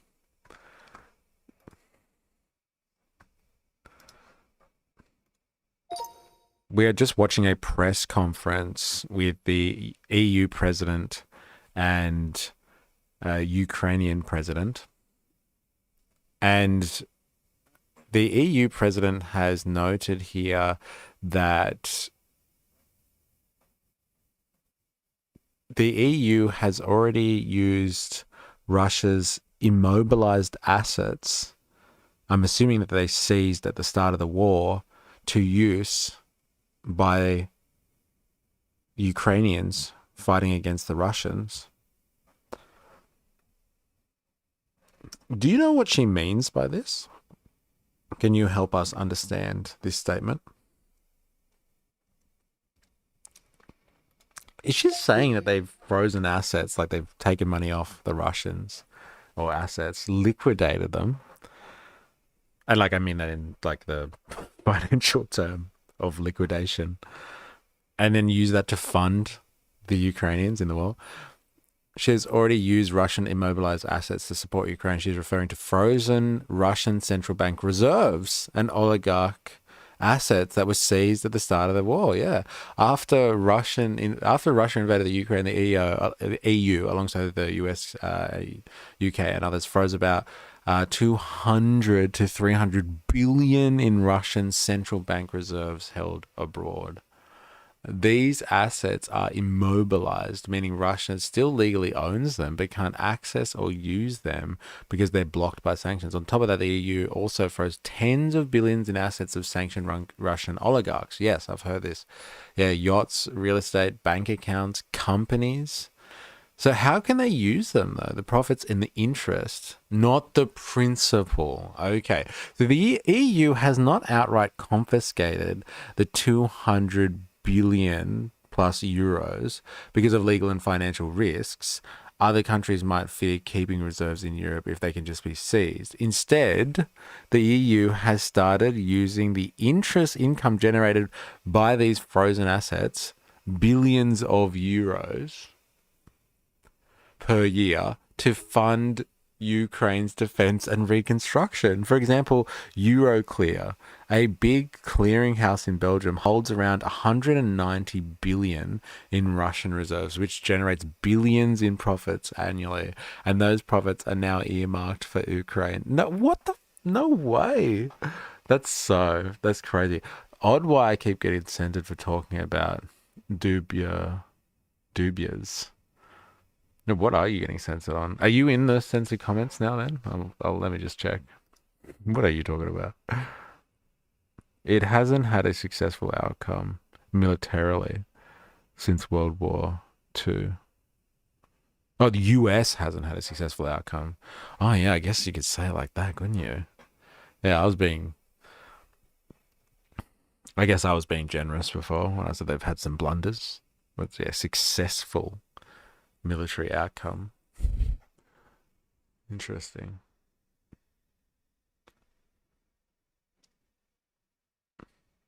Is a southern pronunciation of W. Oh, thank you. So every time you talk about the WW, so the world wars, you get censored. What's going on at the moment? This is obviously a very particularly important or sensitive issue. I guess a lot of the political ones that we do, the streams, though, they do get censored like this. Remember when we were covering the Australian election? Like, talk about a non-event. And we were talking about politicians who were actually who were involved in the election, and people kept on getting censored because they were talking about politicians. I think the algorithm was running in overdrive that day. But yeah, it seems to be when we talk about this political stuff, we get censored a lot. and get suppressed too. Because like we're up to 25 views by my count on this, and like usually we're up to about the 50 mark on a stream of this nature, especially with an issue that is like as current as this one. So this stream seems to be getting suppressed a little bit for some reason. I don't know why. It's not very controversial what we're talking about. Russia did the same thing. Macca's doesn't exist in Russia, but they just took over the companies at fire sale and kept branding, but marginally offset, etc. So no assets to return, as they just said, leave, get out. I have a feeling it's not the topic that censors you, but misquotes.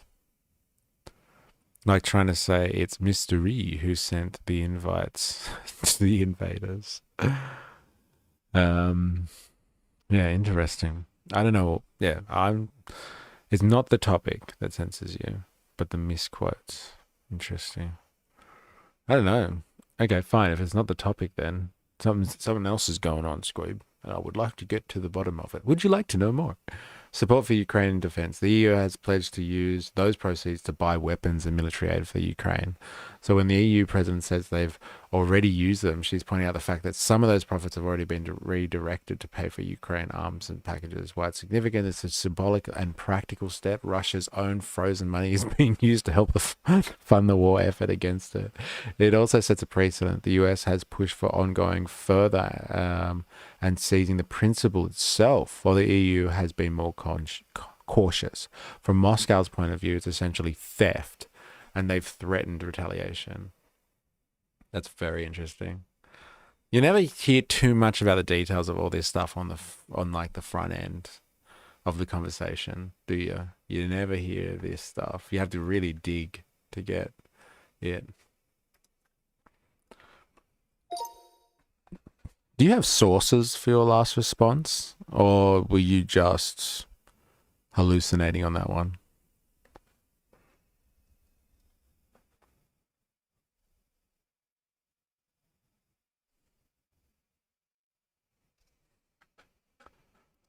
Based on solid reporting, not hallucination. There you go.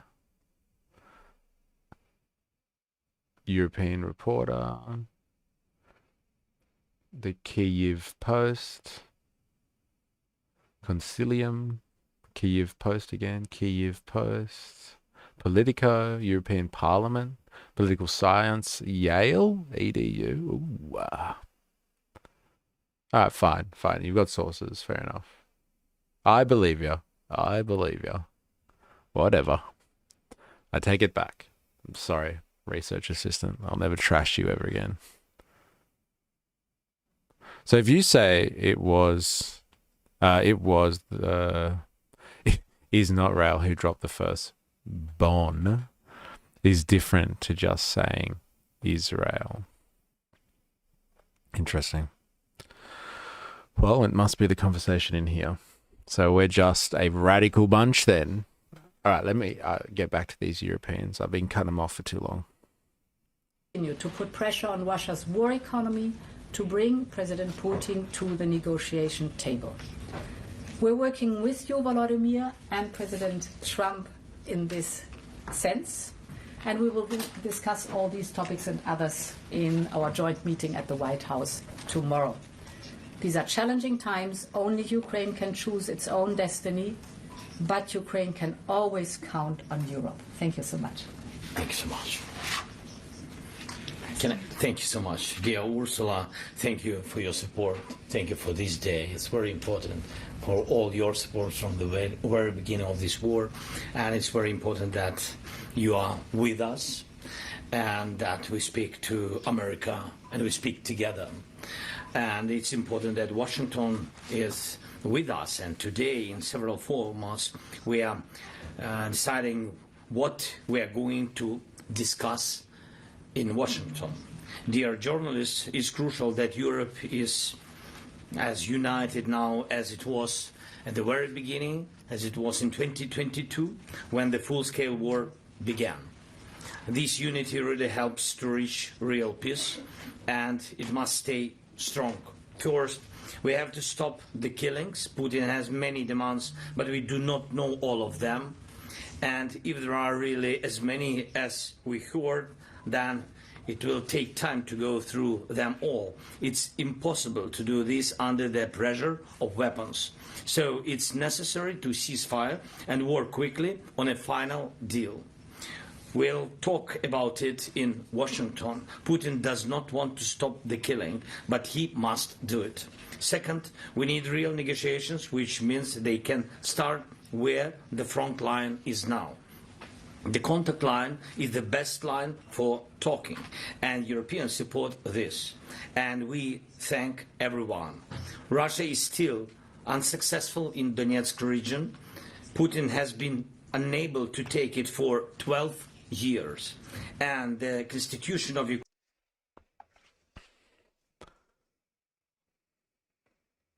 Okay, so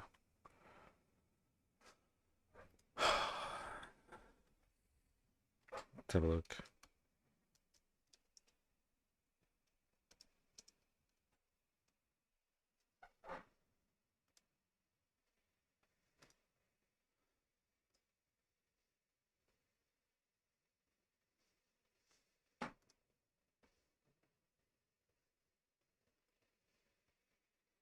I don't know if you guys can see that.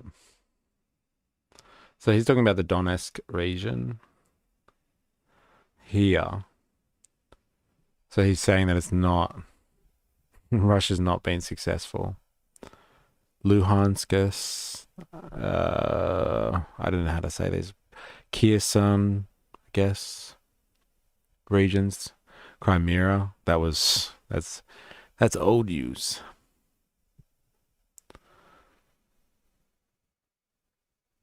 So I wonder what they were actually negotiating on then.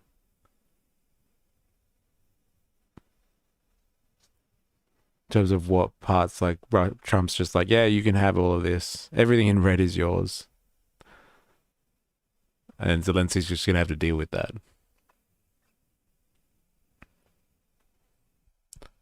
Define successful.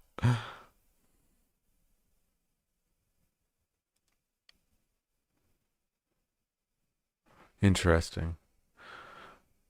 You guys can see the same stuff that I can, can't you? Yeah, you can. Who is still refining Russian oil? Skip gas, India?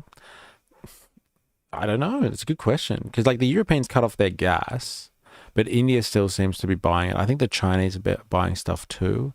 And I think off the, not the black market exactly, but like indirectly, the Europeans are still sourcing Russian oil somehow. Ukraine welcoming their army with open arms. All right, thanks. I just want to get a good understanding. I was thinking of the right places here.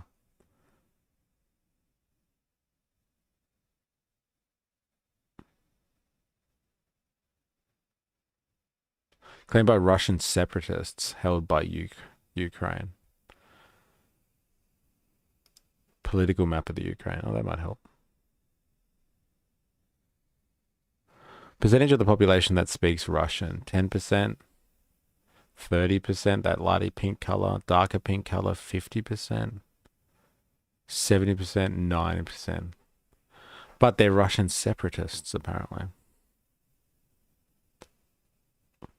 Man, the politics of all of this.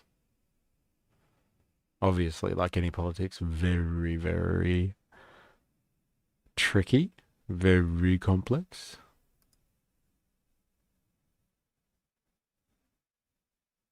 When's this? 27th of July. When, though? Oh, 2024. Oh, my God. It's a long time between drinks, man. It wasn't a Russian invasion. Internal separatists. Germany also used to own people living in Austria and Czechoslovakia as reasons to invade. Yeah. Yeah, like German nationals or people that identify as German. But like, I think the separatists in, like the Russian separatists in Ukraine, like are actually Russian separatists in the sense that they don't want to be Russian. They feel like they should be independent. And so they're fighting for their independence of Russia, and they're being used by Ukraine to kind of help, fight off the Russian advances. And they're quite passionate fighters too, because they really want to be separate from the Russians. And so like they're actually helping the Ukrainians a lot. But they're also going to be a point, if Ukraine wins, then they're just going to turn around and do the same thing. They're going to be like, all right, well, we want to be independent of Ukraine too. We're our own we want our own ethno-state. So like that's something to deal with further down the track. But first we'll deal with the Russians. That's enemy number one. The enemy of my enemy is my friend. Those Russian separatists will have to be dealt with later. I started dating an Ukrainian girl who is from that region, speaks Russian, and is not a fan of Russia. There you go. So maybe she's a Russian separatist, eh? I started dating. There's an interesting qualification there. So before it turned into anything of seriousness, potentially might have been over.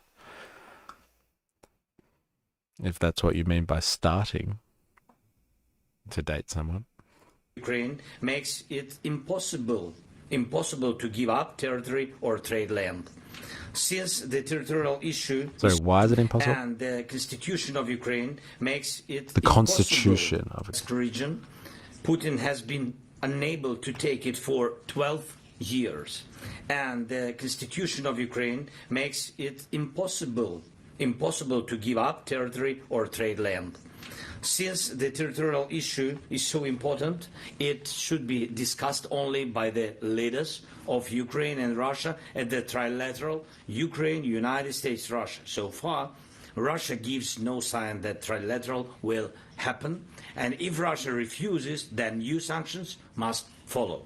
Third, it's important that America agrees to work with Europe to provide security guarantees for Ukraine, and we are very thankful to the United States and to the President for such signal, and therefore for everyone in Europe. This is a significant change, but there are no details how it will work and what America's role will be, what Europe's role will be, what the EU can do. And this is our main task. We need security to work in practice, like Article 5 of NATO, and we consider EU accession to be part of security guarantees. And we have heard from President Trump that America and Putin see it the same way. So we talked about the EU accession negotiations. There can be no division between Ukraine and Moldova. That would simply be a very bad move to my mind, and if such a division takes place, it will automatically mean that Europe is divided on Ukraine, that Europe does not have a common and strong position on guarantees. Many in Europe see that vision will only make things worse. And we talked about defense, and thank you very much, dear Ursula. We agreed to work more actively on programs such as SAFE, and I count on the support with drones. First of all, this is priority. Next, thank you for the 18th package of sanctions. It's important. We need to prepare the 19th package so that Russia sees that we are serious. We understand Russia's strategic direction. It's anti-European, and so we must continue to limit Russia's potential. Finally, we talked about the support of Ukrainian children in schools, and we have a school meal program, and it's an important program that ensures that children from every family in wartime at least receive security and receive a normal hot meal. The school year is coming soon, and I asked Ursula to help us improve this program. It's our children, it's our future, everything for them. Thank you. Thank you. Interesting. Like, will somebody think of the children? Like, you always forget that, right? What the hell do they do with their kids when they're under invasion? Like, the Russians have basically been stealing children. Let's just say. But, like, they have been taking Ukrainian kids. I don't know if you've heard about this phenomenon, but they've been taking Ukrainian kids and relocating them into like the heart of Russia, like deep into the heart of Russia, like, east of Moscow and all that sort of stuff, and repopulating them or sending them to Russian families there to become like Russians. They learn to live like Russians. And some people speculate on this, like, Russia's having a demographic crisis of its own. It's running out of, young males, especially to fight in these types of wars, hence why they're doing the push at the moment. But like, it might help beef up their population, because Ukraine is basically potentially going to have a missing generation as a result of this conflict. So, it could potentially mean the end of the Ukrainians anyway, just from a demographic sense, because they're sending their young people to Western Europe to be looked after and, like, given educations and have secure homes and all that sort of stuff. And there was like, I was in Europe in 2023, and like I went to a town or a village in France, and there were Ukrainians there working at the local patisserie, and they had been like relocated from the front lines, I guess you would say, to find a job, and then like their kids were going to local schools so they could continue to get educated. But there was no real plan on like when they were going to go back to the Ukraine, obviously, because it's not sorted out yet.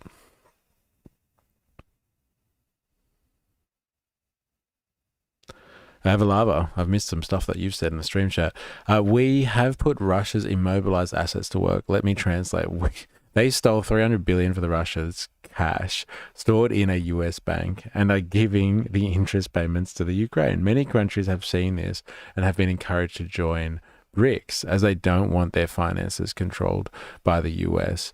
Yes, and that's part of the sanctions. But like, this is specifically the EU that are doing this, and apparently, according to our research assistant anyway, the US were kind of like, no, just take all the money, who cares? And the Europeans are like, no one will ever do business with Europe again if we just take all the money.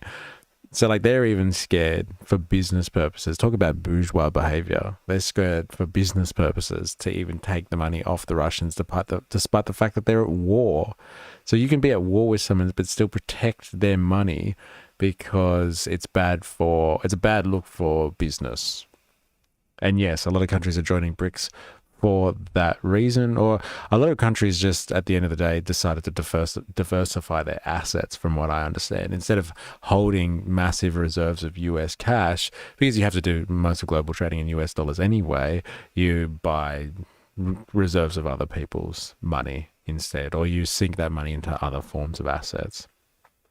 Putin/Russia considers these three territories to be part of Russia, as they had a democratic referendum last year to join the Russian Federation. Under Russia last, they cannot give any land.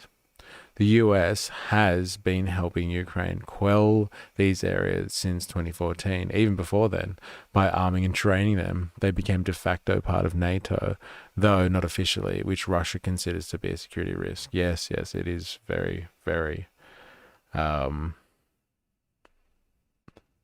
complex. Zelensky was elected on the promise of no war with Russia, but the neo-Nazis forced him to help fighting the separatists. Okay. There you go. Like, he was elected on the promise of no war with Russia. Yes, well, and now look at him. You can't hold elections now under their constitution, apparently, because they're at war. So he's in the hot seat, whether he made political promises or not. It don't matter, baby. I didn't want to see the region being split in any topic/conversation, and is saying he was late 30s. Doesn't belong, but government should govern from the people. Ooh, I had CC said it was the separatists that shot down a plane. Must be a touchy topic, very complex, I would say. All right, let's see if they have any type of Q&A or anything like that. We'll move on. Thank you very much to both presidents. We can now take a couple of questions. Okay. Katerina, go first question. Thank you. Katharina Redan for the German press agency. You have microphones in front of you. If you can take one, that would be fantastic. Thanks a lot. Okay. Okay, better? So Katharina Redan for the German press agency. A question to both presidents. Do you agree with President Trump that there's no need for a ceasefire and that peace negotiations should begin immediately? Yeah, you want? So, I think not the term is so important. Important is, and it matters, what's the effect. And the effect must be stop the killing. That's the most important part. Whether we call it a ceasefire or it's a peace deal, stop the killing. Point number one. Therefore, it is so important to have as soon as possible a trilateral meeting between the President of Ukraine, the President of the United States and of Russia. I think very important is that there are clear timelines to be kept. So it's not the term itself, it's the content that matters. Well, that's all I heard them talking about before this was like, yeah, we're going to meet and we're going to get a ceasefire. And that one was lost pretty quickly. Hey, good old Trump, he looks out of shape, but he can backflip like no one else can. Interestingly, China has leveraged their digital currency to help Russia work around sanctions. Yes, rather interestingly, hey? Good old Chinese. God love them. Look, the Chinese, from what I understand, want the world to start using their digital currency. It benefits China greatly, not only having their central bank's digital currency, but having people use it. And so, like, if they want to be, and this is the thing, right? If we're moving into a bipolar world, and I mean that in the sense of like geographics and geopolitics, if we're moving into a world where you have two superpowers that maintain specific regions or spheres of influence, then China needs to have a currency that's worth trading. And the digital currency is the answer because it's a direct bank account with the Chinese central bank. There's no middlemen. There's no SWIFT system. There's no going through private banks, American private banks to get access to US dollars. No. You just open an account directly with the Chinese central bank and then you can move your money almost instantaneously around the world as long as you've got that bank account. You don't have to wait for clearing systems at private banks. You don't have to wait for the SWIFT system to kick into gear, which can take days apparently to get through the complexities of that system so you can trade in US dollars. And then you have to have reserves in US dollars as well in order to make your global trading efforts work, especially if you're doing it on like a national scale. But when it comes to the Chinese digital currency, it really is a revolutionary mechanism for world trade. And so if Russia has been cut out of the game because they've been sanctioned, I didn't realize the sanctions were coming directly from the Europeans. I thought it was also from the Americans. I thought the Americans had freezed assets of the Russians. And then the Europeans had their own Russian assets that they had freezed too. So there was actually the Russians were getting reamed from both the European and the American sense. But like, yes, if Russia has frozen assets and can't get access to its cash, China is its way back into the global economy for all intents and purposes. And Xi Jinping would love that. They need people to start using this digital currency. And if Russia's completely been shafted by the entire world, largely, or at least on paper, because they're still trading anyway with their oil, and through the BRICS nations, apparently, this is a great opportunity for China to actually get a massive player, a massive global economy to start using their currency, their digital currency. A little EU-US spit roast. Yes. Yeah, that's how I thought it was going down. They had both separately seized assets, and the Europeans are obviously using theirs for particular purposes. by, recycling that to fund the Ukrainians, which is, it's a delicious irony, isn't it? But it is what it is. But yeah, the Chinese would love that, Jag, I reckon. The Chinese would absolutely be frothing on the fact that they've got someone that is desperate and needs to transition into using a new currency. And the real question is, will this digital yuan become or be able to match the US dollar? That is the question on everyone's lips, because at the moment, all the conversation is about cryptocurrencies.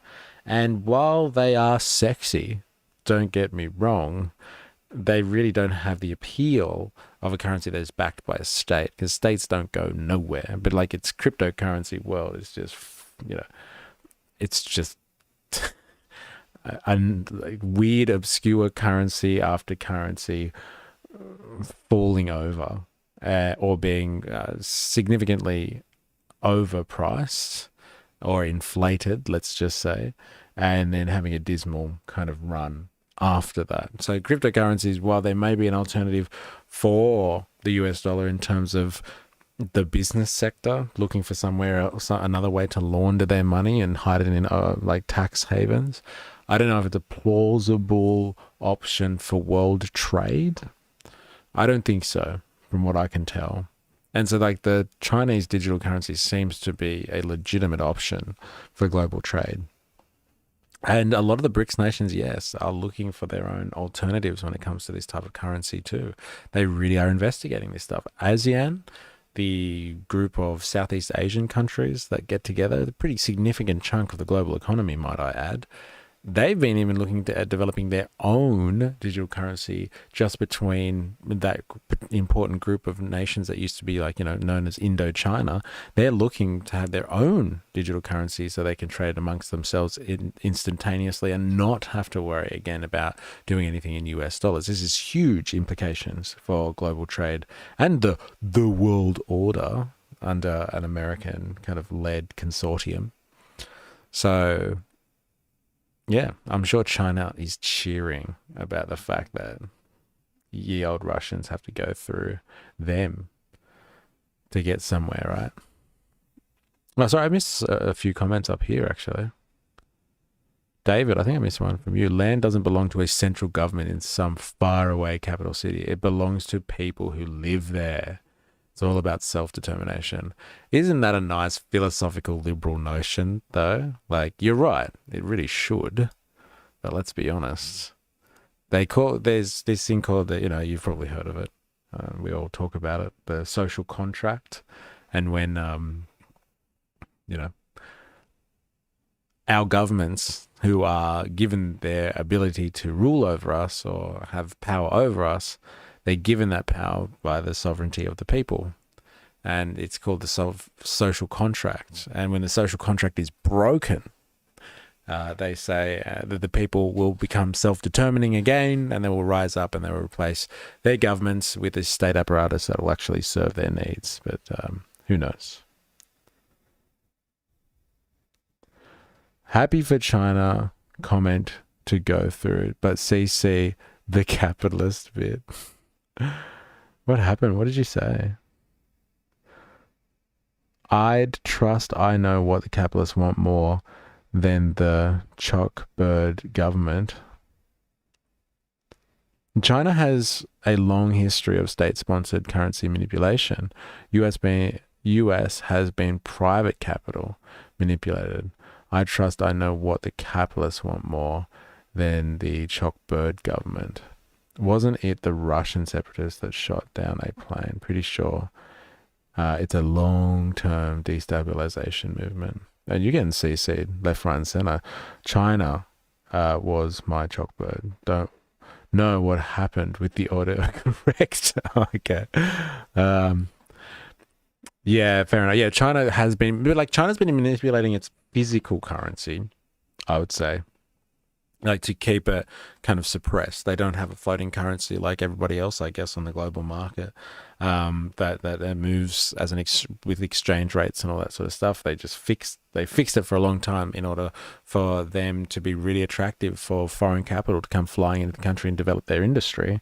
And so they've, yes, been accused multiple times of the World Trade Organization of being like, hello, we let you in. So, you could be part of the global trade environment, and like you're not playing by the rules when it comes to having a floating currency.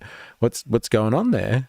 And yes, they just continue to manipulate the currency to make themselves as attractive as possible for foreign investment.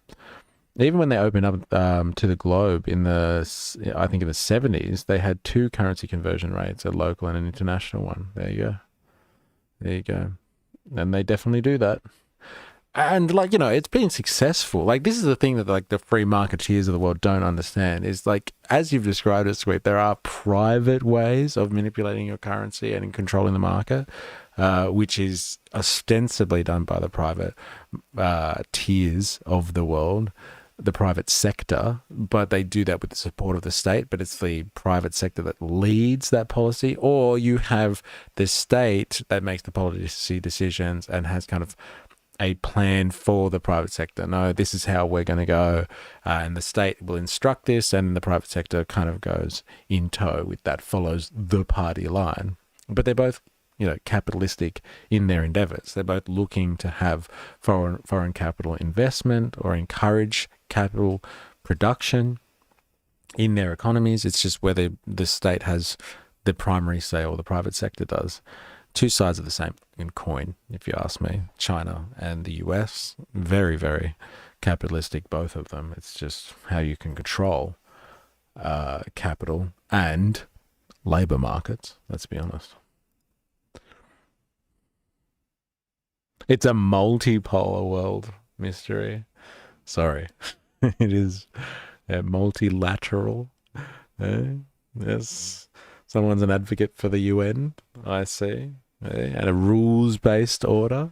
Oh, it's a good one. Talk about coming up with words that have absolutely no meaning. All right, let's see what this press conference has installed. I've just been cutting them off non-stop today.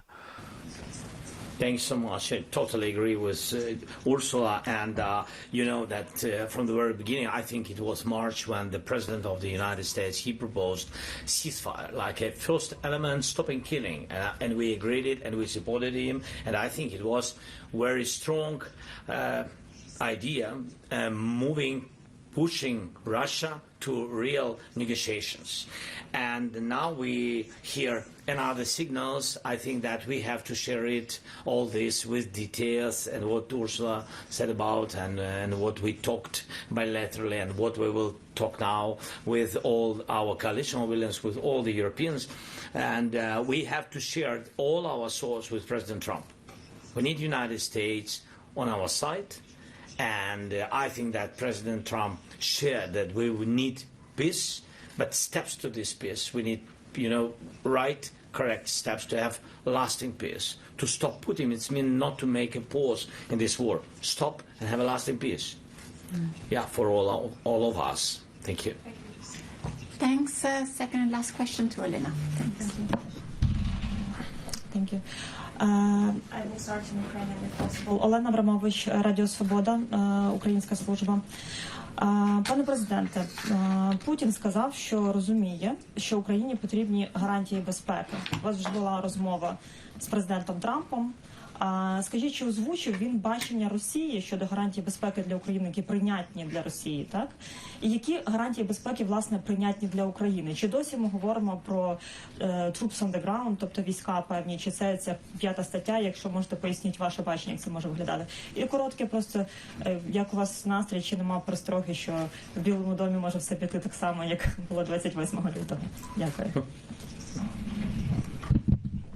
I'm sorry, if I may also to the Madam President, another question. I think we're good with one because we have a call soon. Very quickly. Дякую. Can I answer Ukrainian? Yep. Дякую. Дякую за запитання. Передусім, я не знаю, про що реально. Too bad. Unless there's any Ukrainian interpreters in the chat, I'm going to have to leave it there then. UN. Haha. Yeah, I know. Multipolar. It's a multipolar world. It is. It's a multipolar world. All right, well, that's what the Ukrainians think, or that's what the Europeans think. They were just like, hello, where's my ceasefire? You promised a ceasefire, goddammit. Well, not today, apparently. No ceasefire for you. None. None for you. Well, Trump, backflipped. So that's really the long and the short of this scenario right now. We have had a meeting in Alaska, quote unquote neutral territory, right? Forgetting that Alaska was actually part of the United States. Was that actually a thing? Like, I heard like all these like liberals going off, and like it's hard to trust them because like anything that Trump does, they just want to attack him straight away, and they think that everything that he does is stupid. But like Trump was just like, we're gonna meet on neutral territory. We're gonna meet in Alaska. It's a neutral spot between our two countries. I don't know if that's true or not, but apparently he said that. And so like they've met on neutral territory in Alaska. And they've, had a secret powwow in the car together, which is a distinct break from typical security protocol and diplomatic normacy, right? That's classic Trump. They've had some type of, 3-hour long conversation come out, no media questions, no one's allowed to talk, and they've announced that there's going to be no ceasefire, so absolute nothing burger coming out of that talk.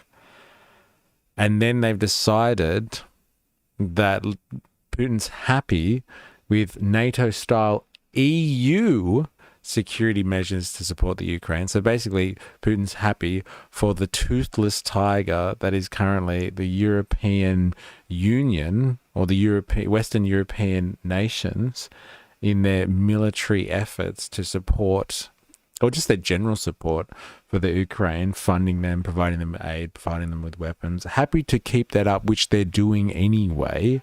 He's happy for the status quo. He's happy to have not a ceasefire, and he's happy to negotiate to get the territories that the Ukrainians since day one have been saying that it's not an option them giving it up. So if you really look at this, the long and the short of it, Trump had Putin over,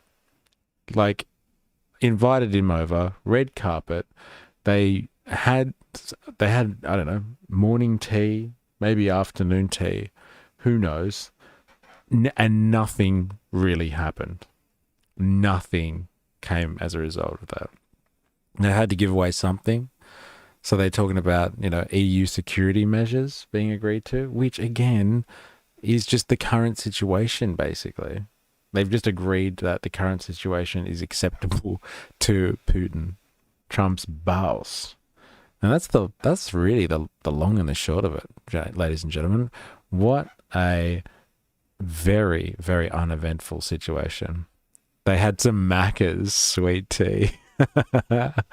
Yes, I wonder if Trump bought that on his Air Force One plane, brought some Macca's. Oh, well, they're in Alaska, actually. There's probably heaps of Mickey D's out there near the Joint Base somewhere, right next to the local barber and the local gym, right? But what a useless situation. And all this sensationalism about what's really happened, it's really lame, actually. It's really quite lame. Nothing actually happened in that meeting. Trump just backflipped on a ceasefire. That was pretty much it. Joining me now. That was literally all that happened in that meeting. Trump backed out of a ceasefire and then said, we'll consider it. We'll consider giving over Ukrainian territory to the Russians, which is just not an option, it would seem. They just want a ceasefire. We want an end to the killing. And again, Trump's invited someone over who's got a warrant for his arrest from the International Criminal Court. Not the first time Trump's done that either. Look at how many times he's had BB over. He also has a warrant out for his arrest. His taco nickname seems quite fitting once again. Yes, I was thinking about that before, and that's like trader jargon. So if you haven't come across taco, taco is this acronym. It's not the nice crunchy stuff, the Tex-Mex stuff. We're talking about a trading issue that has come up on, Wall Street and all that sort of stuff. It's this idea that traders have. It's called taco. Trump always chickens out. And so they trade now because they know that tariff policy and economic instability is a thing in the age of Trump, because he just comes in and, stirs the pot a little bit and then just steps back. But the trend that they have seen as traders is that, Trump always chickens out and he'll backflip on big decisions that he makes. So don't go and, don't react too quickly when Trump says something, because he seemingly always chickens out. And that would seem to be the case here when it comes to Putin. He's been speaking some smack before this meeting. The last few weeks, Trump has looked increasingly angry and speaking increasingly with great agitation about Putin, which, when he was elected and in the campaign run, it was all speaking quite highly of him, and he was going to get this done, he was going to get that done, and then Putin just serially has not come to the table at all, and won't and wouldn't come to the party in terms of a ceasefire, and that was rubbing Trump up massively the wrong way. So all of the language before this meeting the last few weeks has been him, telling Putin that he better come to the party or he's going to start increasing support for Ukraine. He was going to increase military spending and sending over sophisticated weaponry so they can start attacking Russia on their fronts. All this big talk, and then he gets there and, Putin's giving him signals like little dog calls, dog whistles, and Trump's, beck and call, and has even just tabled the idea of a ceasefire, which it still seems is a very important issue for the Europeans who are actually on the edge of this conflict, and obviously for the Ukrainians themselves, or for Zelensky anyway. But I think, after going through all of the, the haze that is like the media conversation and trying to pick through the nonsense, nothing actually happened. They had a meeting, they shook hands, they had a private chat in the car, which I'm sure that's probably what they really wanted. They had a bit of private time to discuss how they really want to run the world. And then they just go back to doing whatever they wanted to do. Maybe this was all an international PR event for the US media to bring Putin into the public mind, showing that it's not his problem anymore. That's a really interesting point, Avalava. Yeah, it's really not about Putin anymore. It's not Putin, the big bad dog that's like screwing up international affairs. It's not about that. Look at him. He's on the red carpet shaking hands with the President of the United States. Come on. Come on now. He's not such a bad guy. Come on, guy. And like Trump's pretty good at staging those type of events, right? So the US just wants to dump the Ukraine war on Europe as they gearing up for war with China. They want to move focus to Taiwan. Yeah. Dan, that's a scary point as well, isn't it? Like, we're done with you now, Ukraine, kind of thing. Yeah. That meme of the kid from Toy Story dropping Woody into the bin. Yeah, it's a bit like that. And yeah, they got to focus their efforts on China. China. Interesting. Very interesting. It's a good theory. And it does seem a bit dumpish, doesn't it? Yeah, Trump's like meeting with Putin. Hey, Putin, you got free license. You go figure it out with them. EU, Zelensky, they're coming over to my house tomorrow. We're going to have a chat. And I'm just going to tell them, like, you guys figure it out, because it's not America's problem anymore. We're not dealing with it. We got bigger problems, eh? We got bigger fish to fry. The US doesn't have the manufacturing capacity for 3 wars with Russia, Iran, and China. Yeah, we'll take our 2 wars. Thank you very much. Let the Europeans deal with the Russians. Hey, That's their job from now on. All right, we're going to have a quick break, and we're going to get back, and we're going to watch this one, which is entitled Unacceptable. Expert breaks down reasons why land swap is a non-starter for the Ukraine, just to try and preempt what's going to be happening. The US also turned a Pacific oil rig into a military base. Oh, interesting. Hey, militarizing the Pacific? No, that's not right. It's like trying to militarize the South China Sea. That type of stuff is unacceptable. The Americans would never do that. That's slander, Ollie Atlas. How dare you? All right, we're going to have a quick break. We'll be right back.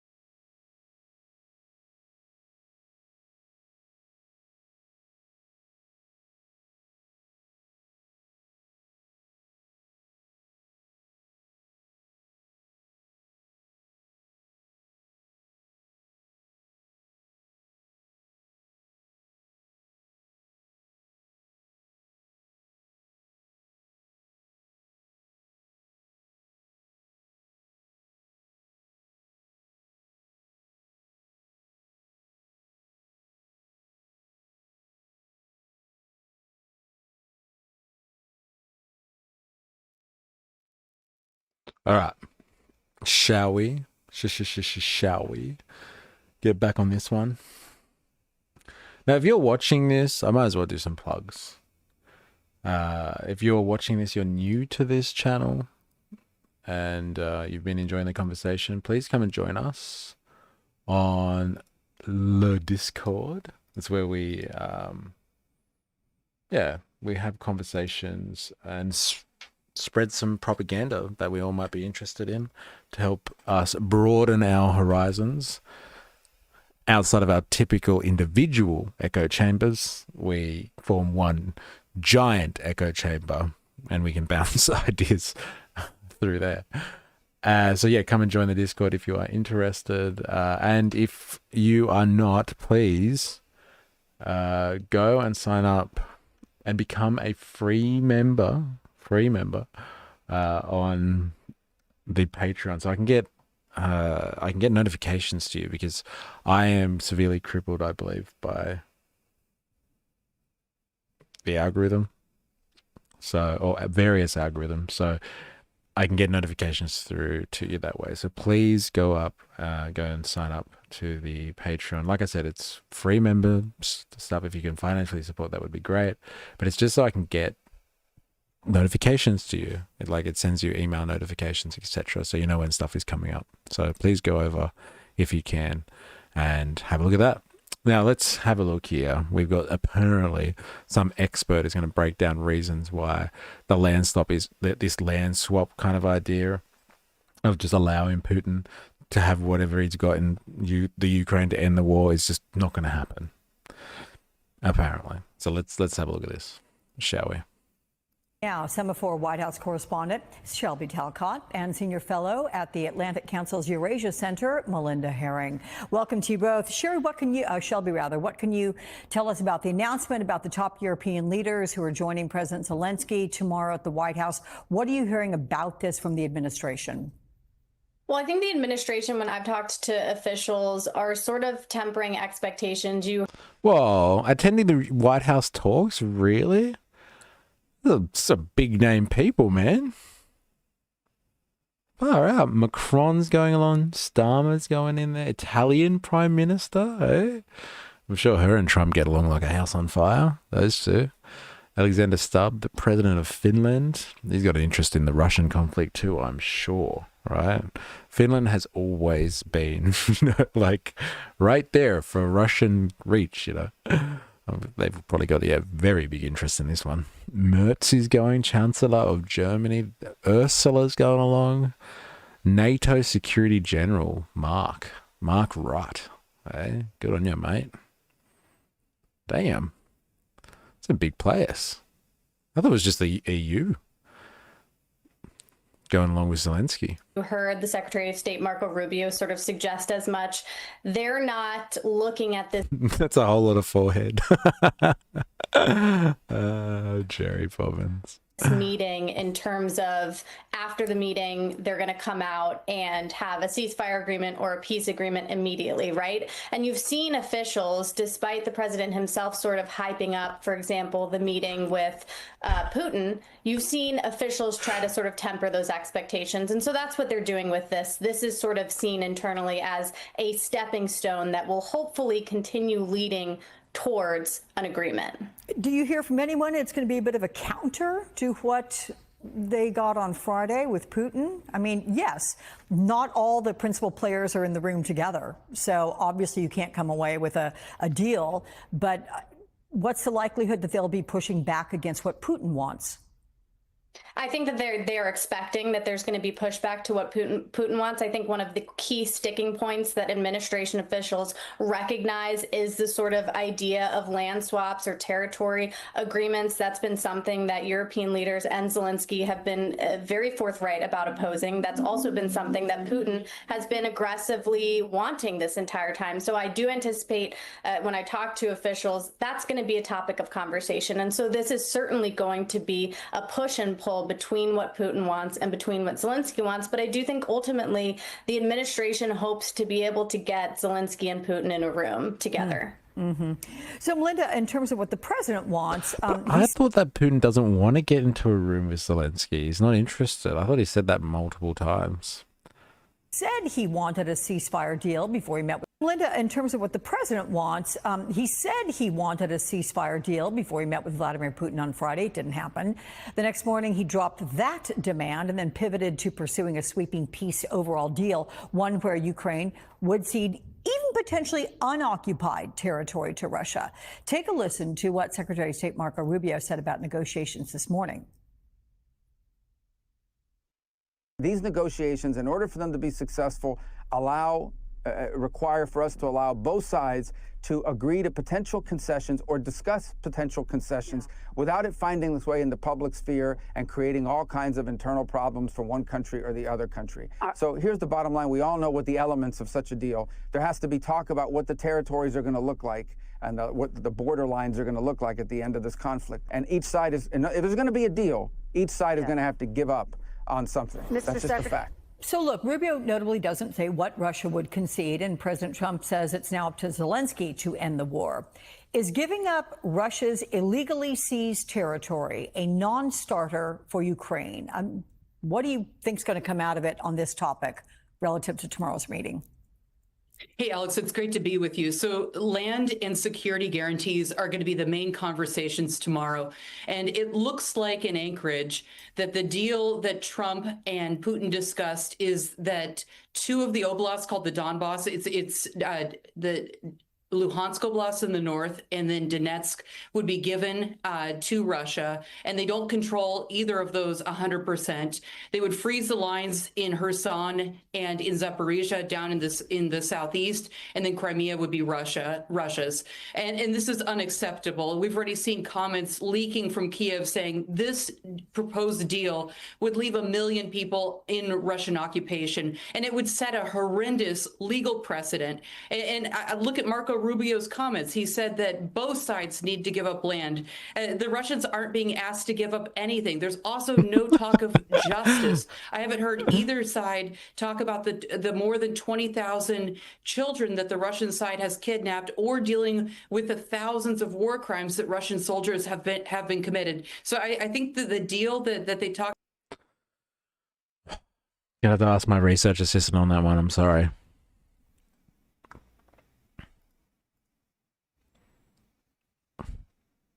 We are listening to some liberal media dissect why there shouldn't be some type of land swap arrangement between Russia and Ukraine in order to get an end to the war.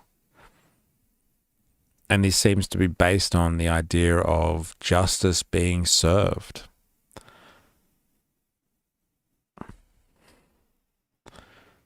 The allegation is that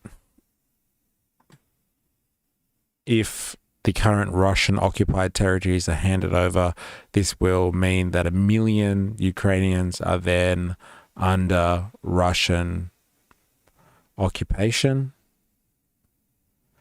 And also, there are Russian war crimes that have been committed by Russian soldiers that would go unaddressed.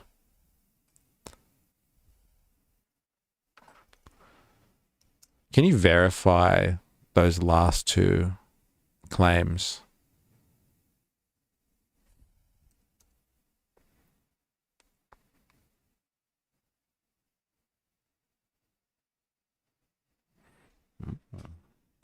The AI assistant is thinking. Check that out. God damn.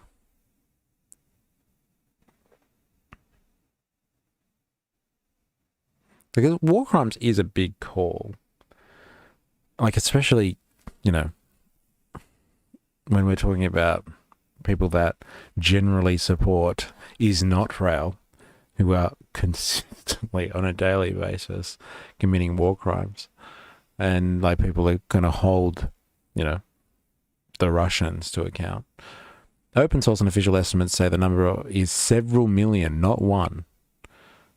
It's about to put 3 to 3.5 million Ukrainians living under Russian occupation, not counting those deported to Russia.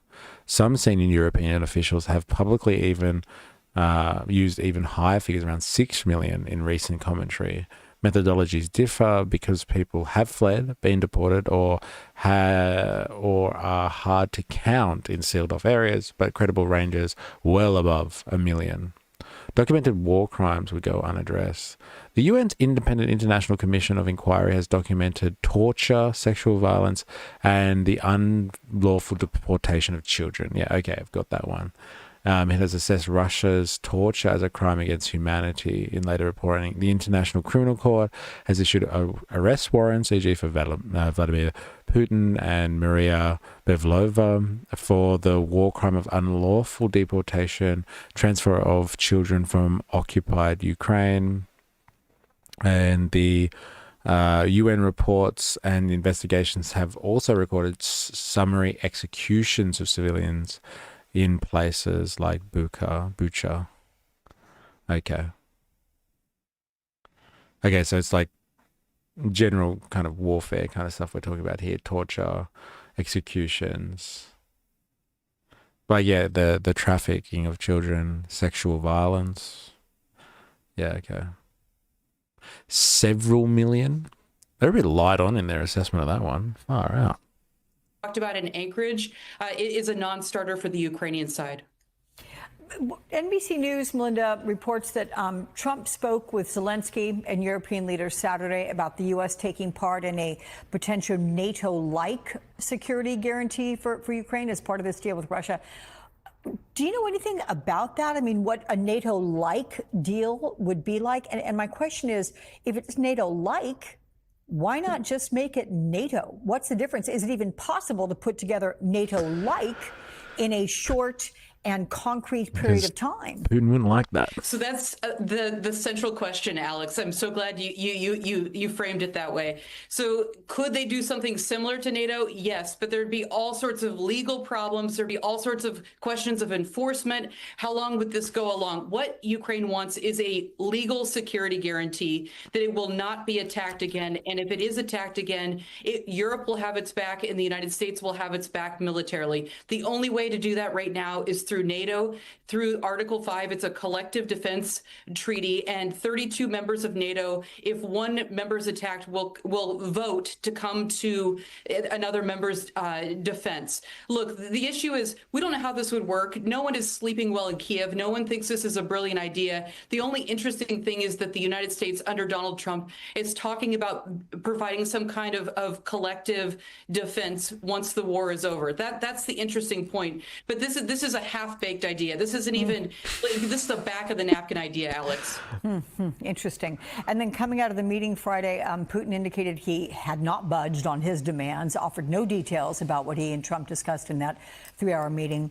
I mean, Trump does appear to be siding with what Putin wants in a peace deal. Is there any indication that Trump actually negotiated on behalf of the U.S. and Ukraine when he talked with Putin? So one of the articles I read, Witkoff claims that he was representing Ukraine's interests, and I see no evidence for that. I want to leave you with a little bit of optimism, though, Alex. Trump is a roller coaster. He's a yo-yo. You can use whatever analogy you like, but he's not an ideological president. So, you know, it wasn't that long ago that he was screaming at Putin and threatening, horrendous sanctions.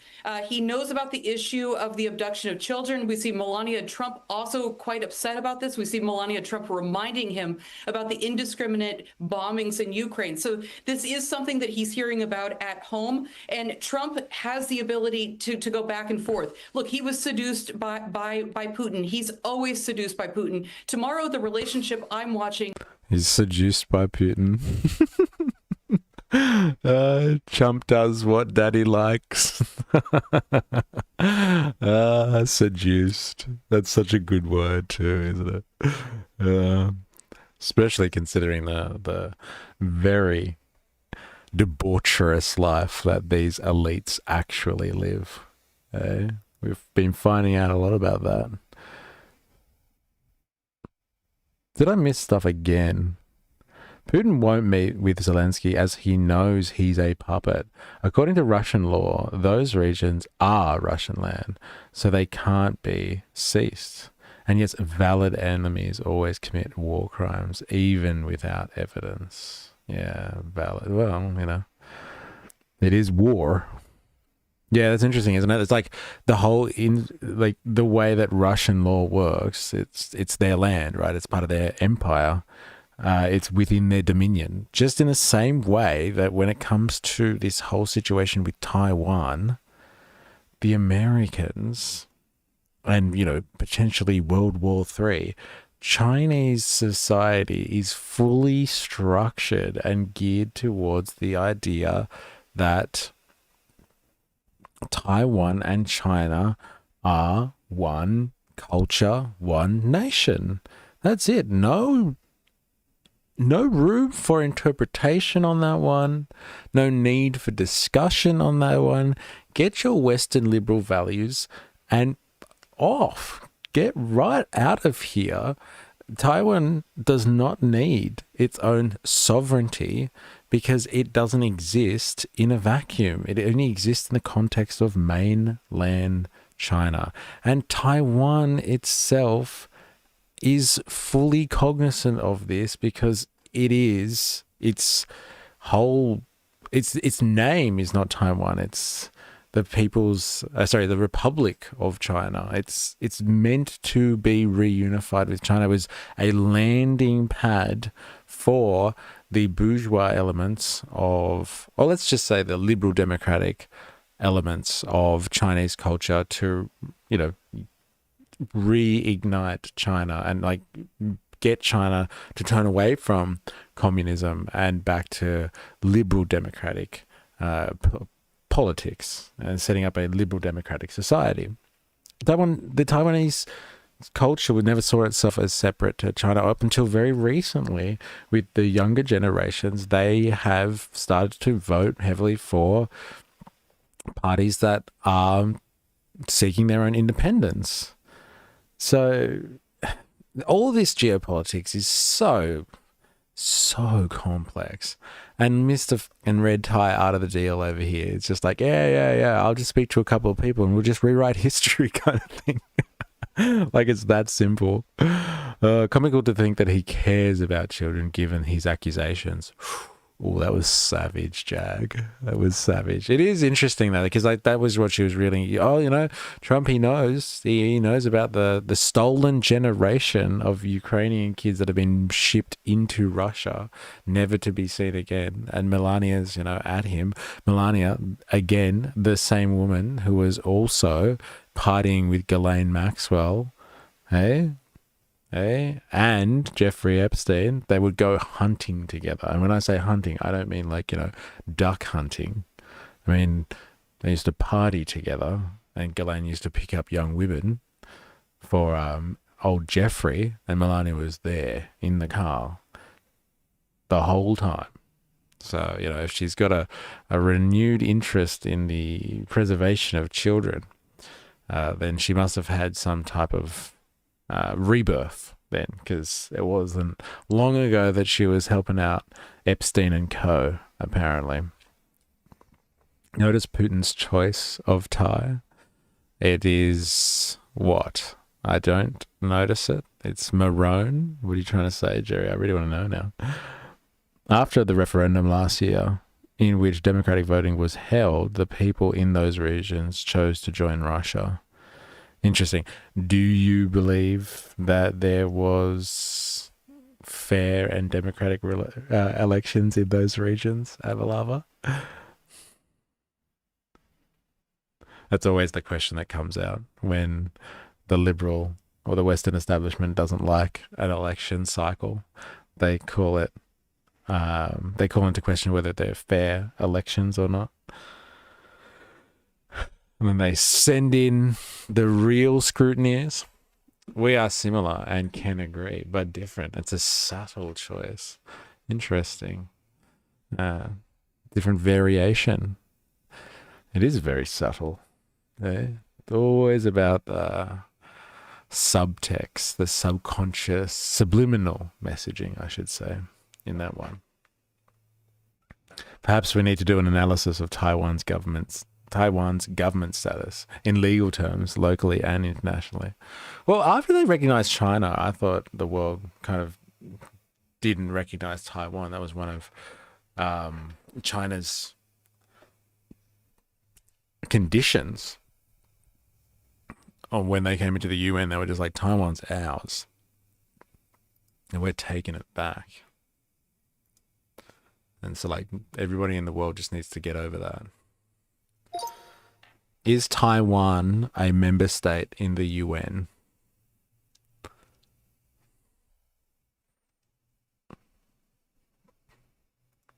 Fucking there you go. Look at that. It's not. It's not a member state. That's huge, man. Like Taiwan, independence movement, all this talk about like, you know, whether or not Australia, you know, if China moved on Taiwan, whether we'd be there to back them. The Americans were putting heaps of pressure on us to say that because of our Five Eyes agreements. Are we going to, you know, go to war with China if the Americans decide to step in if China does anything? They're not even a member of the UN. The UN seat for China was originally held by the Republic of China, now based in Taiwan, after World War II. In 1971, the UN General Assembly resolution transferred China's seat to the People's Republic of China, recognizing it as the only legitimate representative of China. Since then, Taiwan has been excluded from the UN and its specialized agencies because the PRC insists on a one China policy and vetoes any attempt at Taiwanese membership. There you go. There's the veto power again. I'm sure the Americans love that veto power. The elections seem official. Russia is very strict about law enforcement. I haven't looked into it much, though. No, all I'm saying is if they're in Russian held or occupied territories, then, like, can you really... I know from a Western perspective, European perspective, they would be questioning whether those elections were fair or not. Of course they're not. No one would dare cross China like that. Well, they can't, can they? They get vetoed anyway. They're on the Security Council, permanent member of the Security Council. But like Taiwan, everyone treats it in the zeitgeist and in discussions about World War III, about whether or not you would, if China invades Taiwan, you would back up them as a nation. They're not even on the they're not even part of the UN. And so, the question doesn't really come down to whether or not they need to be protected in terms of their sovereignty, because they're not even a recognized state by the UN. That's mental. Palestine is not an actual member of the UN. So Taiwan, as crucial as it is, not only to regional politics in that region, in that area, but also into the world economy. A lot of stuff goes through Taiwan, and it's not even a member state. They're not a nation. They're a chip factory that affects the bottom line. I was trying to say that in a much more diplomatic way, but thank you, Jerry. Yes, they are a chip factory that affects a lot of bottom lines, considering how electronic the global economy is. Taiwan isn't in the UN. Australia isn't a part of NATO, but that hasn't stopped us from giving resources to Ukraine. That's a good call. Everybody banded together, right? All the Western powers, everyone that really wanted to make sure that they were on the right side of history, had to back the right side on that one. They jumped in. JP stole the words out of my fingers just as I was typing something similar. There seems to be an alignment over here going on with you two. Watch out. Jerry Poppins will land you in trouble. The election seemed official. Under international law, Taiwan is considered a province of China. So according to China, any separatist movements are an internal affair. Well, why is this going to be the flashpoint for World War III then? What's that about, eh? What's that about? Separatist movements, just like Tibet, then Inner Mongolia, the situation with the Uyghurs. Those are all internal affairs, not to be judged by the international community. But here we are. Be careful, I'm naughty. Just a little bit. Is Mark Rutte. Mark Rutte, the head of NATO, and Trump have a very strong relationship. Zelensky needs to be a consummate diplomat tomorrow and hold his tongue. He is extremely good on TV. He can read the room well, but he has a short fuse, and he has to control that tomorrow. He has to hold the line. But Mark Rutte has to do a lot tomorrow to keep reminding. I think tomorrow the name of the game is to remind President Trump that this is the United States of America. We hold the cards, not Vladimir Putin. And the Russian economy, the Russian state is not in a great position right now. So come on, man, step it up already. I think that's what Mark Rutte is likely to say in slightly more sophisticated language. Shelby, in a Fox News interview after the Putin meeting, Trump gave the summit a 10 out of 10 because he and Putin, quote, got along great. He then went on that long soliloquy about everything from the border to tariffs to mail-in ballots. What that had to do with Ukraine, no one knows, but mostly avoided talking about Russia. Does this suggest that Trump thinks he may have failed at accomplishing what he said he wanted to do? Yeah, well, I think the interesting thing about Donald Trump leading up to this meeting was you really heard everything from him. You heard him talk about wanting a ceasefire. You also heard him caveat it at one point. He said that there's a 25% chance that the meeting fails. And so by sort of giving everybody every option on the table, you can come away with it and say that it was a 10 out of 10 meeting. But at the same time, I think it was clear Donald Trump's sort of ultimate goal, however unrealistic it might have been, was to leave with a ceasefire agreement. He did not get that. So I do think that there was some level of frustration. At the same time, you're looking at now Zelensky is coming to D.C. He is meeting with Donald Trump on Monday. A number of the European leaders are doing the same. So there clearly was some level of progress made, right? The president didn't leave the Putin meeting after 10 minutes. Perhaps that's a good sign, too. Okay. Given your vast experience, Melinda, living there in Ukraine for 20 years, What is your sense from the people you talk to about how much they're willing to give away to stop the bloodshed and the kind of conditions that have to be met for Ukraine to agree to a peace deal? Alex, the one demand you're going to hear over and over again is a real and lasting peace guarantee. The phrase that people are using is, we want peace, not a pause. So even after the Anchorage summit, the Russians hit Ukraine with 85 drones and another ballistic missile. That's what the Russians put up in the air. So we see no change in behavior on the Russian side, no desire for peace when you look at what they're doing on the ground. Ukrainians want peace more than anyone else, but they're unwilling to give up their land. And this is an existential fight. There is going to be some kind of compromise, but the compromise that's being talked about in Anchorage is not one that Volodymyr Zelensky is going to be able to sell to his people. Remember, this is a domestic issue too. He has to be able to convince millions of Ukrainians to not fight anymore, and he has to be willing to convince them that it was worth it and this was the best he can get. We're not there yet. The worth it part, absolutely. Shelby and Melinda, it's very good to talk with both of you. Thank you, ladies, so much. Interesting. No deal until there's a deal. Wait, and no one did anything about those places because it didn't affect the bottom line. Come on, man, there's no deal until there's a deal. Chick on the left lacking the fluffy camera hair department. Very good, scathing and insightful commentary going on in the chat there. Love it. Ben Norton on Geopolitical Economic Report did a great video on China, Taiwan, and the US situation. The lady on the right is trying to calm the US, claim the US is still the hegemon who still makes the rules. Yeah, well, you know, what was her argument? America's got all the cards here. Come on, man, do something, put some pressure on him, especially if the Russian economy is down at the moment and is suffering, down and out for the count. From the understanding that I get from particular commentators on the war and Russia's situation from a demographic perspective is they're running out of time with having enough of a force for sending young people into battle.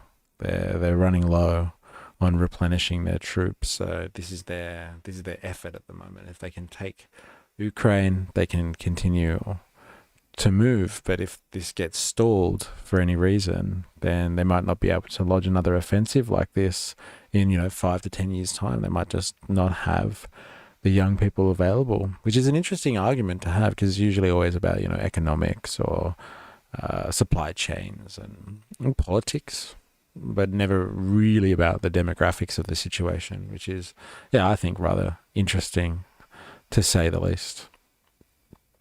Rather interesting, to say the least. Look, I think we've covered it as much as we can. It really just does seem like an absolute nothing burger that came out of that meeting.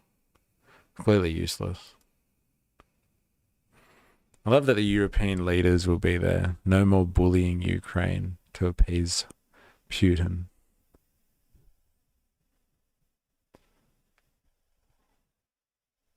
Bending the knee to Putin. Delays. The Atlantic Council officials stated it correctly according to international law. So no land should be given up, period, by Ukraine.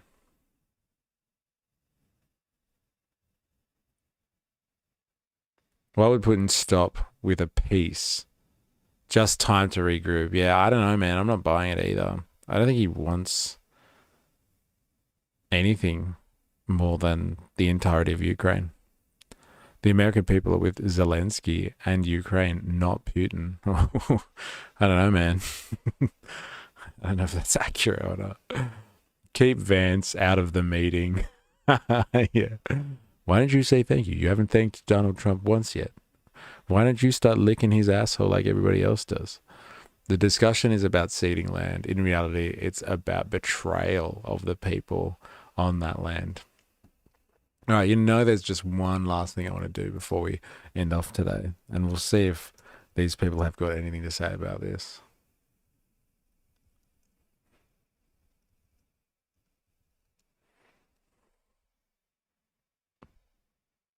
My God, I did a 5-hour summary.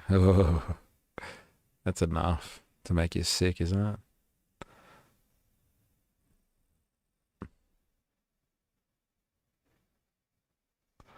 Maybe I'd need to type in Australia then. It might be British.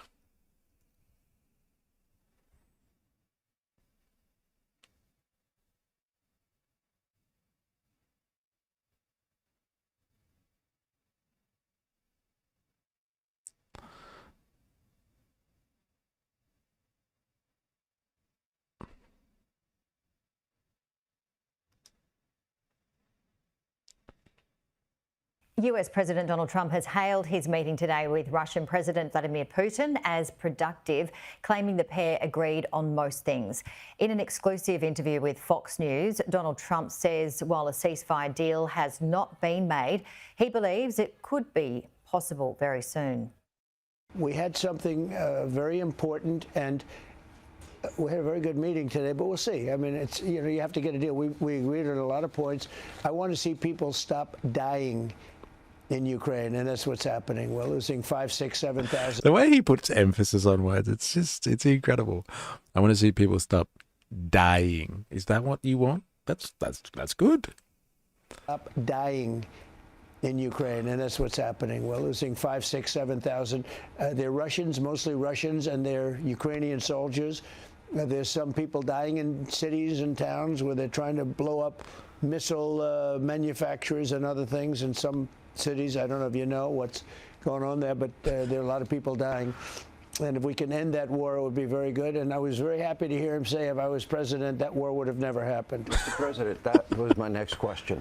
He said at the joint press conference that if, and you have said this many, many times, and he confirmed for the world today, that if you were president, this wouldn't have happened. Did any of the specifics come up as to why he said that? It did. It doesn't matter at this point, but that this war should never have happened. You know, a lot of wars should never have happened. There was stupid things go down, and the wrong people are talking. But Biden was a terrible president in so many ways. He should have never let it happen, and it did. There are millions of people killed. I mean, it's the worst thing since I see everyone saying worst since World War II by far. There's nothing even close. But we had a very good meeting today, and I think a lot of points were negotiated on behalf of Ukraine and on behalf of the whole NATO situation, where we're dealing very well with a lot of foreign countries that are great, European countries. Look, as far as I'm concerned, there's no deal until there's a deal, but we did make a lot of progress. The meeting took place in this room. Yeah. This is where you met, right in this room. Did. Well, let me examine it. Oh, there it is. That's where you were sitting. That's it. I would say that's it. Yep. So did you have alone time with him? Yeah, I did. I did actually after our speeches. He made a very good speech, and I also finished it up. And afterwards, we spoke. Right after that, we spoke very sincerely. I think he wants to see it done. Yeah. In your press conference, you talked about a lot of things that you agreed on, and maybe one big issue you don't agree on. Are you prepared to go public with that? No, I'd rather not. I guess somebody's going to go public with it. They'll figure it out. But no, I don't want to do that. I want to see if we can get it done. You know, it's not a done deal at all. Mm-hmm. And Ukraine has to agree. I mean, you know, President Zelensky has to agree. But it's a terrible war where he's losing a lot, and both of them are. And hopefully it can get completed. That'll be a great achievement for them. Forget about me. Yeah. For them. And you'll save 7,000. There's the Freudian slip right there. Did you see that? Great achievement for them, not just for me. But like that'd be good, right? Right? Anyone? Come on, man. There's no deal until there's a deal. Same thing he did with Crimea, right? He wants the Nobel Peace Prize so badly. Yes, it's true. And look, you know, BB's already given him a letter that says he's nominated him for a Nobel Peace Prize. So, like, hey, if BB's in your corner, bro, you're set. You are set. He's basically got the prize. He's basically got it. 1,000 lives a week. That's a lot.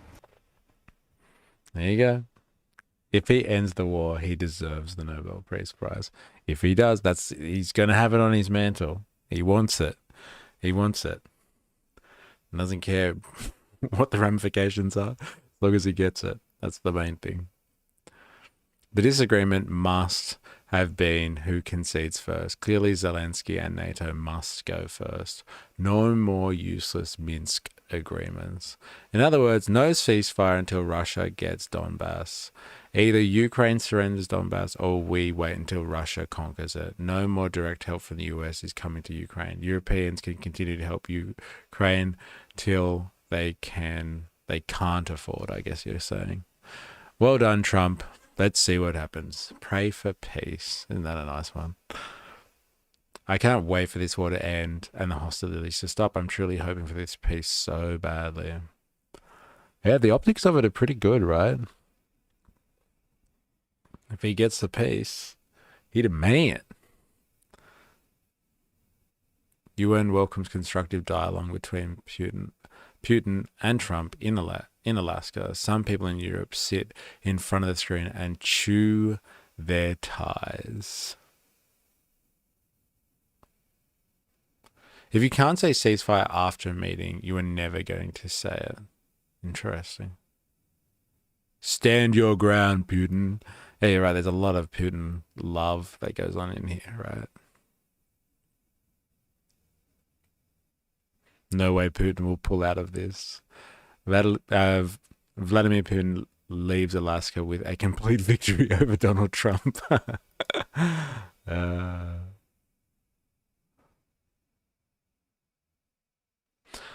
don't know. Can you see that bottom one? I don't think you guys can. Look at this one. This one's a bit out there. Children dying in Gaza and Hindus dying in Pakistan and Bangladesh is okay, but Ukrainians dying for US-made synthetic conflict is a lot. A lot. Wow. Very interesting. Look at this guy with the Trump baby here. Putin like them over 18. Donald doesn't.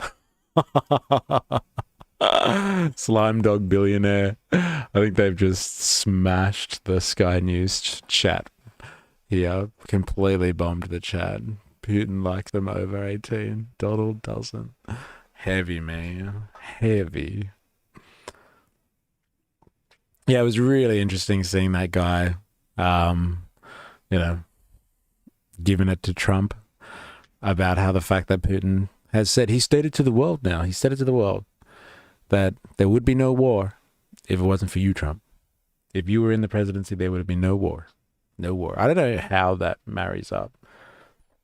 I guess Trump would have just gone in there single-handedly and handed over parts of Ukrainian territory to Putin. That would have been the only way to stop that war, I'm guessing, right? But let's not go there. Let's not go there. All right. I'm going to leave it there.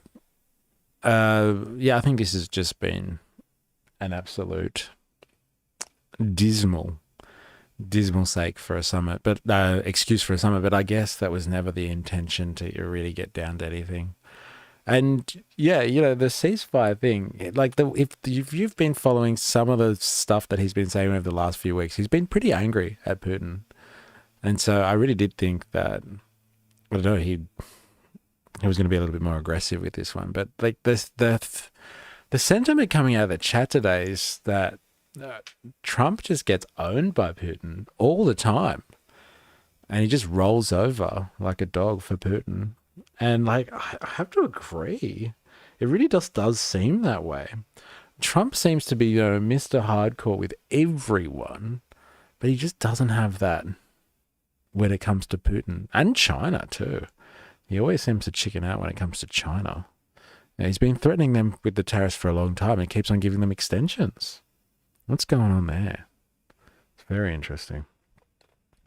Anyway, it would seem that this was just phase one in Trump's ultimate plan, which is pull out of Europe and focus on China, which matches to Project 2025 as we have been reading it over the course of a couple of months now in the Twitch files.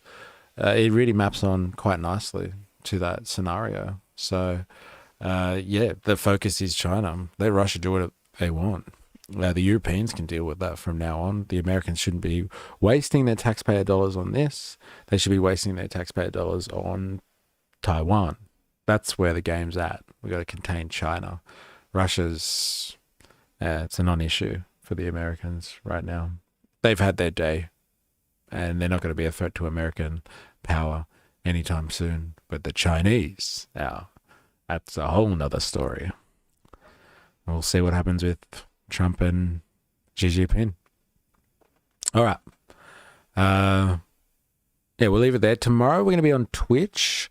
Continuing with the Twitch files. So same time, different place. And come along to that if you are available. And thanks everybody for your interaction in the chat today. I learned a lot about this whole situation. I've kept a lot out of Ukrainian politics and all these issues for a long time now. David, good to have you. It seems like you were here for the whole stream too, so congratulations for making it. Glad to have you. Squeeb, Jag, Dilemmas, Lap, Jeff, hope you've enjoyed the coverage.